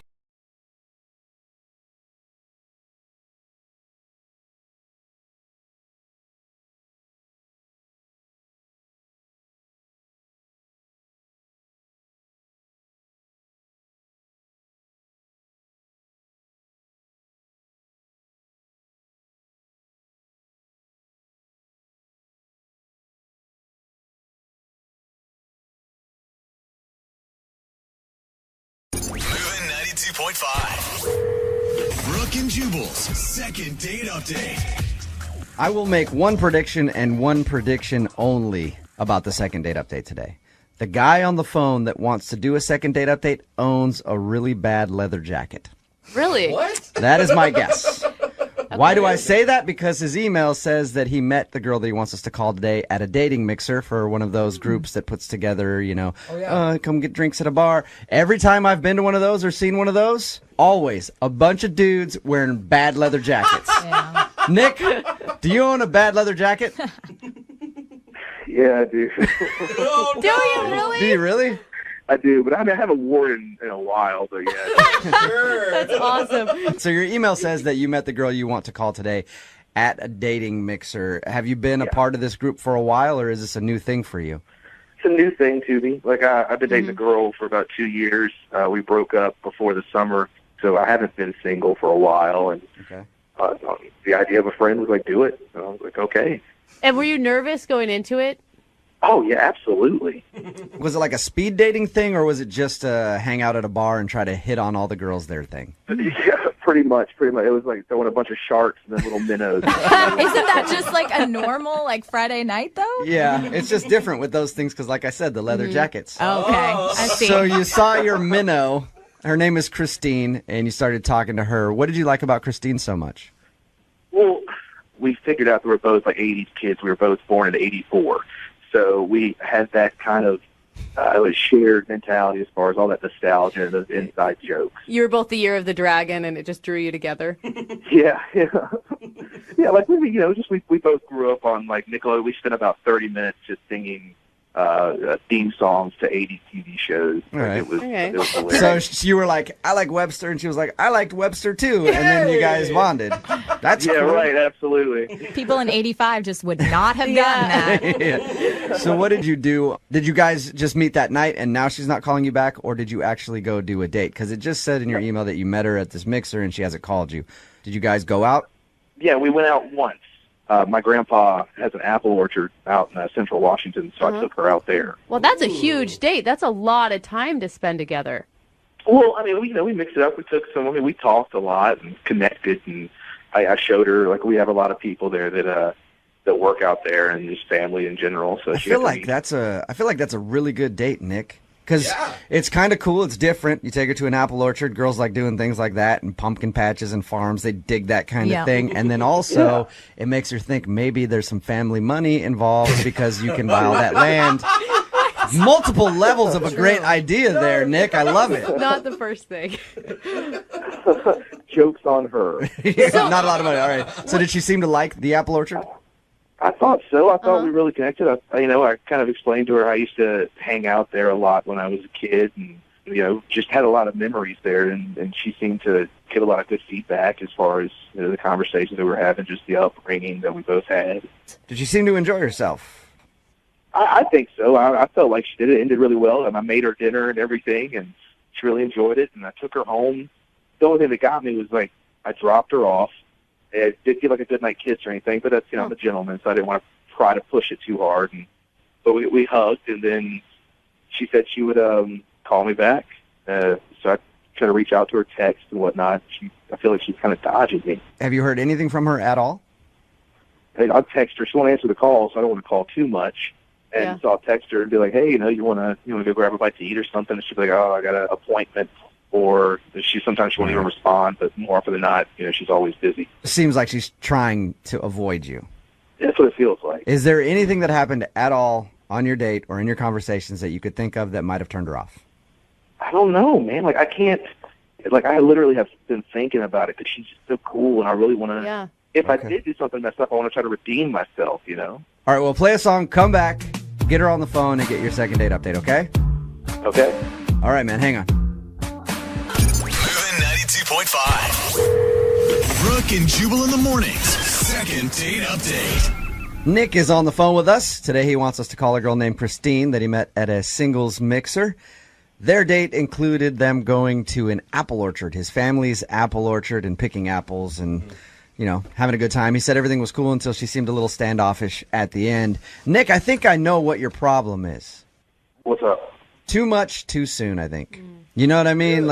You never want to show a chick your apples that early. You got to wait before you show her your apples. You know what I mean? Is that third date material? I always wait till a third date before I let anybody see my apples. And even then, it's with a picture text, not actually in person. But what I mean by too much too soon, though, I think taking her in a couple-hour drive to your family's orchard to pick apples with your family and stuff might be a little too much for a first date. So maybe she just thought you were too serious too quick, or you were going to get too serious. You know what I mean? And I thought about that, but my I don't know, man. My family it's just my grandpa and my cousins and stuff. And you told her that's what you guys were going to do. It wasn't a surprise that day, right? Oh, yeah, right. So she agreed to it. I don't know. Okay. All right. Well, I'm going to call her right now, see if we can get her on the phone and find out if something went wrong. Okay.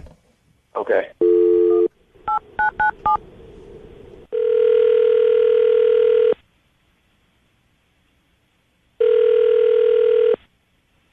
Hello. Hi, can I speak to Christine, please? Yeah, this is her. Hey, Christine, how are you? This is Jubal from Brooke and Jubal in the Morning. How are you? I'm good. Are you sure you have the right number? Yeah, I'm pretty sure I have the right number. Did you recently go out with a guy named Nick? Yeah. Then this is the Christine that I want to talk to. Okay. What's going on? I'm calling you because Nick emailed us to see if we could get you on the phone and ask why you're not calling him back. What? It's a segment we do on our show called the Second Date Update. Nick said he liked you a lot. He enjoyed your date. He thought you guys clicked very well, but apparently he's been trying to get a hold of you and you're kind of avoiding him, and you wanted to see if he did something wrong. So you want me to tell you about, my personal, what happened on a date? I don't necessarily need you to get into your personal stuff if you're uncomfortable with that, but I would like to know if there's a particular reason that you're not calling Nick back. I'm so confused about what's going on. I'm at work right now. Okay. It was a good date. Sorry. That's all I have to say. So you had fun on the date? Yeah, it was great. Okay, then are you planning on calling him back? Because he'd like to know. I mean, probably not. And why is that? I know you're at work, and I'll get you off the phone quickly here. I appreciate you staying on with us and being honest. But if he was such a great guy and you enjoyed the date, why don't you want to see him again? It was just kind of a weird thing that happened on our date, and I don't know if I want to talk about it, and maybe we just go our separate ways and everything's happier and easier. Do you think talking about it could at least help Nick in the future? You might not want to see him again, but with other girls that he goes out with? Like constructive criticism. Yeah. Yeah, I mean, I just maybe wouldn't take another girl to the apple orchard. So that was really bad, the whole experience at the apple orchard? I mean, I just had a weird, encounter with his grandfather. You had a weird encounter with his grandfather? Yes. How so? I mean, can we just tell him that and then he can honor merry way? I don't know. I mean, is his grandpa just a weird dude? Do you think Nick would know that? So Nick had to take a call, Mm-hmm. and maybe I'm reading it weird. I don't know. But then I was left alone with his grandfather, and he just said some kind of inappropriate things.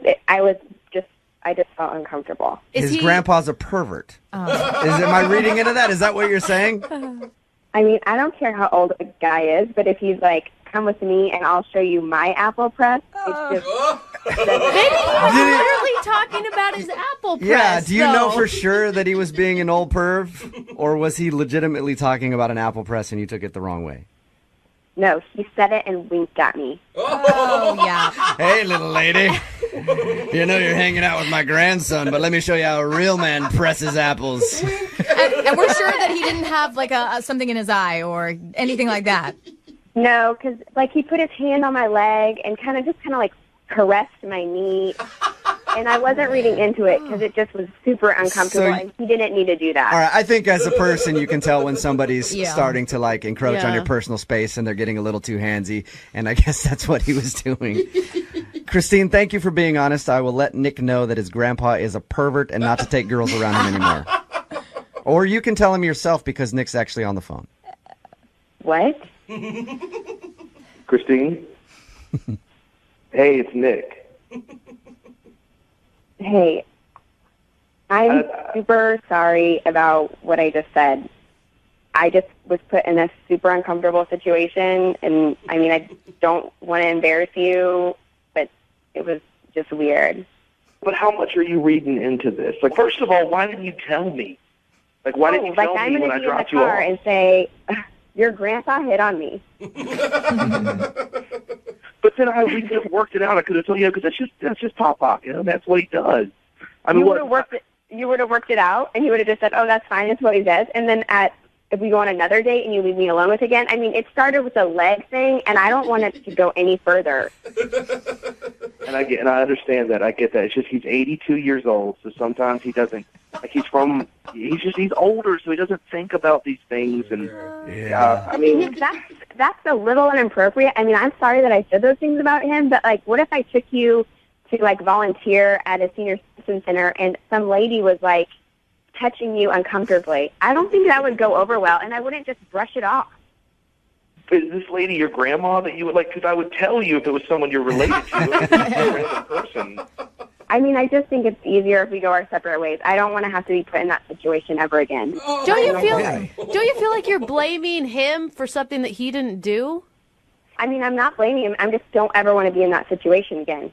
Well, and look, and I get that. Look, here's the deal. I feel like we had a really good connection. I don't know. It's just I don't want to give up on that. And I know that if I just talk to my grandpa and tell him he needs to just cool it and not be like that, just don't be so touchy-feely and just watch what he says, then I don't see why there would be a problem. Nick, has your grandpa ever hit on any of your dates before? No, I mean, not that you know I had of. the same girlfriend for 2 years. I mean, why have the same girlfriend for 2 years? I mean, she didn't hang out with him too much, but she never said anything. Maybe that's why she left you, for Gramps, and you don't know it. Christine, would you go out with Nick again? We'll pay for a second date. Nick would love to see you again. I'm sure you can work out the grandpa situation. Look, he's an old guy, and old guys are creeps, all right? All of them, every single one. Every single old guy out there is a pervy creep. I can't wait to be one day. Yeah. So can you just maybe go out with Nick again and see if you guys can hang out and like each other and get past his grandpa hitting on you? I'm sure it can get better. I just can't be around him ever again, and I don't know if there's any point in even going out on a second date if, it leads to anything else. There'll be weddings and babies, and I just don't want his grandpa around, and I don't want to put Nick in a bad spot. You know how many of your bridesmaids he could hit on, though, if you guys are getting married? So my friends I can just want to be do a subject second to date. it. I'm not planning for a wedding. Yeah. Well, I am. I'm not getting younger. I don't want to waste my time. So you're thinking about guys that you go out with, you're thinking about a future, and you don't see a future with Nick because his grandpa is a creepy old man. Yeah, exactly. All right. Wow. Well, Christine, thank you very much for your time. Nick, I'm sorry, no second date for you, man. Well, thanks, guys. But Christine, I would love to pay for a second date with you and Nick's grandpa if you're interested in that one. Brooke and Jubal in the morning.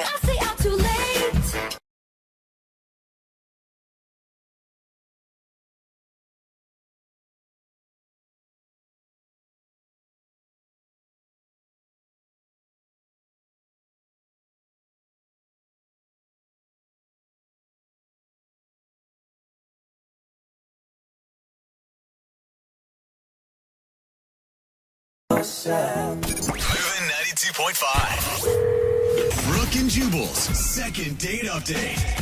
The guy on the phone for a second date update today met the girl that he wants to call at a rock climbing class. Oh, cool. Or like a little club, I guess, that they have. I've gone to one of these rock climbing gyms before. It was very bad for me, though, because I got to the top of the little rock wall, and then I turned around and I just started crying because I couldn't get down. Oh, that's And so then sad. They had to call the firefighters to come and rescue me. Was It that was your cool. blood- It made the news. I was like the cat stuck in a tree story at the end of the news. That was the feel-good story, but I could never go back to rock climbing after that. It's just I could see the headline. Watch this little guy get saved at the rock climbing gym. too traumatic for me. Yeah. But Ed, you're a pretty good rock climber, huh? Yeah, I am a pretty good rock climber. That's sexy. I'm going to tell you right off the bat that I have a thing for rock climbers. Well, thank you, Brooke. Thank you. Clearly, the girl that you want to call today doesn't. Well, I mean, I guess not, you know? Tell us a little bit about her. Well, her name's Nicole, and I met her at my rock climbing gym, and she just was really cute, you know? Is that when you put the chalk that you used for your hands and you smacked her on the butt and left a handprint? No, well, I didn't think that we were probably at that stage yet. Yeah. That's another reason why I'm not allowed back into those rock climbing classes. I had a lot of fun with that. Just how many handprints can you make? How'd you guys initially start talking? Well, you know, I saw her form, and I thought it was pretty good, so I went up and I gave her a compliment. I told her that I thought I liked her strong hands. Are you serious? That is not the line you used. Yeah, I was joking, and I told her I was joking, and we laughed about it. It was great. Okay, that's good. That's a risk. That's a risk there, and I guess agree. I guess it worked because you guys actually went out, right? Well, I mean, kind of not really, you know. We were planning to go out, but it kind of got sidetracked. What does that mean? Well, so afterwards I asked her if she wanted to have a drink after class, and she said yeah.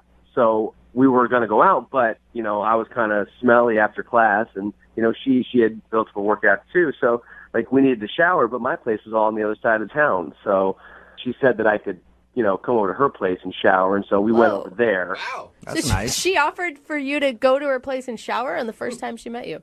No, not like I'm some weirdo that she's inviting over out of the blue, you know. I've seen her a few times at this club, and, you know, I just needed to get clean. It wasn't like a sexual thing at all, you know. Okay. I was kind of stinky, you know. I don't know. No matter what, a girl invites me to shower with her, and to me, that's always sexual. I don't think she said with her. I think just at her house. Oh, that's what I heard. I mean, it wasn't with her. We weren't in the shower together. Okay. Yeah. That's a shame. So what happened? You went back to her house? So we go back to her house, and she showers, I shower, and we're getting ready to go out, and she gets a phone call from a friend who's stranded somewhere, like at the airport or something, and she asks if she can go get her. Did that seem like an excuse to you? Yeah. Well, it sounded a lot like an excuse to me. I mean, you know, I'm trying to be cool and everything, but and I say, you know, just have your friend call AAA. They can come get her, you know, right? So you AAA? I mean, well, yeah, she said her friend had a flat tire and that she was close to the airport and needed to run over there to help her out. Yeah, I like how you're persistent, though. Dude, AAA or something. You don't need to help your friend out right now. Like, there's many services. There's lots of people who can. I'm sure somebody will be driving by and help her out. Let's go on our date right now. Yeah, but I'm like, you know, it kind of sounded like a line, Right. but you know. Okay, so did she go help her friend out then? Yeah, unfortunately she did. She said that she really had to go and that her friend really needed her help. So, you know, but she did say, can we take a rain check? Okay. So I thought, okay, I guess let's do that. see, I just think that's so weird because if, like, my friend truly called me and had a flat tire, I'd be like, hey, come with me, then we'll go out after. But that's weird. Then you're introducing him to friends No, already. I think she's lying. That's all I'm saying. So did you get the rain check then? No, I mean, like she's been MIA from the club and no calls. Wow. Okay, and how many times have you tried to get a hold of her? 4 times. 4 times, and she's not showing up to any of the rock climbing stuff. Not showing up to any of the classes. Dude, Yeah. That's pretty intense to get someone to change their entire activity schedule to avoid you, is what it sounds like. Oh well, I don't know. I'm hoping that either she's really sick, I guess, or maybe like something happened at the airport and like they're in trouble or something. I guess. I hope that while she was changing her friend's tire, she got hit by a car and has been in the hospital, so that she's not calling me back. Not that I did something wrong. Is that what you're saying? Well, okay, but that sounds a little bit worse than what I actually meant. I mean, I don't want her to get hit by a car or anything. I just don't want it to be my fault. Okay. I'm glad you had to clarify that. That's good. All right, well, we'll play a song, come back, call her, and get your second date update, okay? Okay, thank you. All right, man, hang on. Point 5.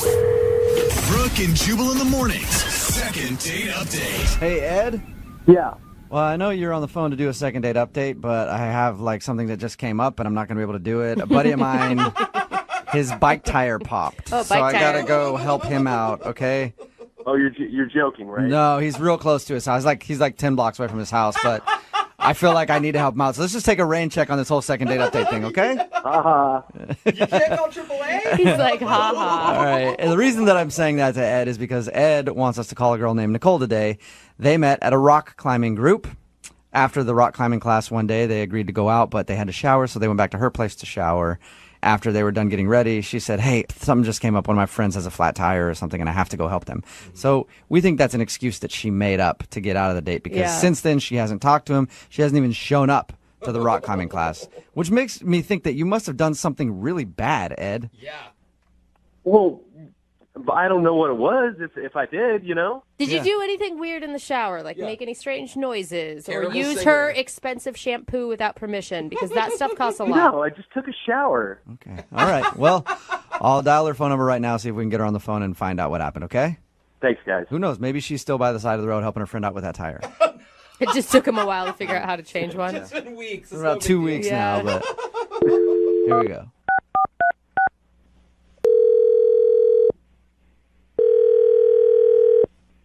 Hello? Hi, is Nicole there? Yes, this is Nicole. Hey, Nicole, how are you? My name is Jubal, and I host a morning radio show called Brooke and Jubal in the Morning. Okay. How can I help you? Well, I'm calling you today because we recently got an email into our show from somebody who's trying to get a hold of you.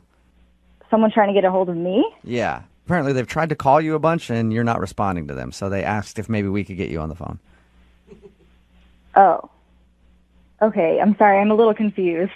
It's a segment that we do on our show called the Second Date Update. It's where if you go out on a date with somebody and then end up not calling them back, they email us to see if we can get you on the phone and find out what happened. Oh, geez. So the guy's name is Ed, and you know Ed from your rock climbing group? Oh, my God. Yeah, I do. I know him. Well, Ed emailed us because he said that when you guys were supposed to go out, you ended up saying you had to rain check it to help your friend out with a flat tire, but since then you haven't talked to him or even shown up to the rock climbing group. He's given you a lot of information. What else did he tell you? God. That's pretty much it. He just told us that you guys met at class and were supposed to go out, and then he thinks you made up an excuse. I did, but I think he's leaving out a big part of the story. Really? He did something weird, didn't he? I know he did something weird at your house. I definitely classify it as weird, yeah. Okay, so what happened? Oh, God, this is so embarrassing. Is it like... What did Ed tell you about our date?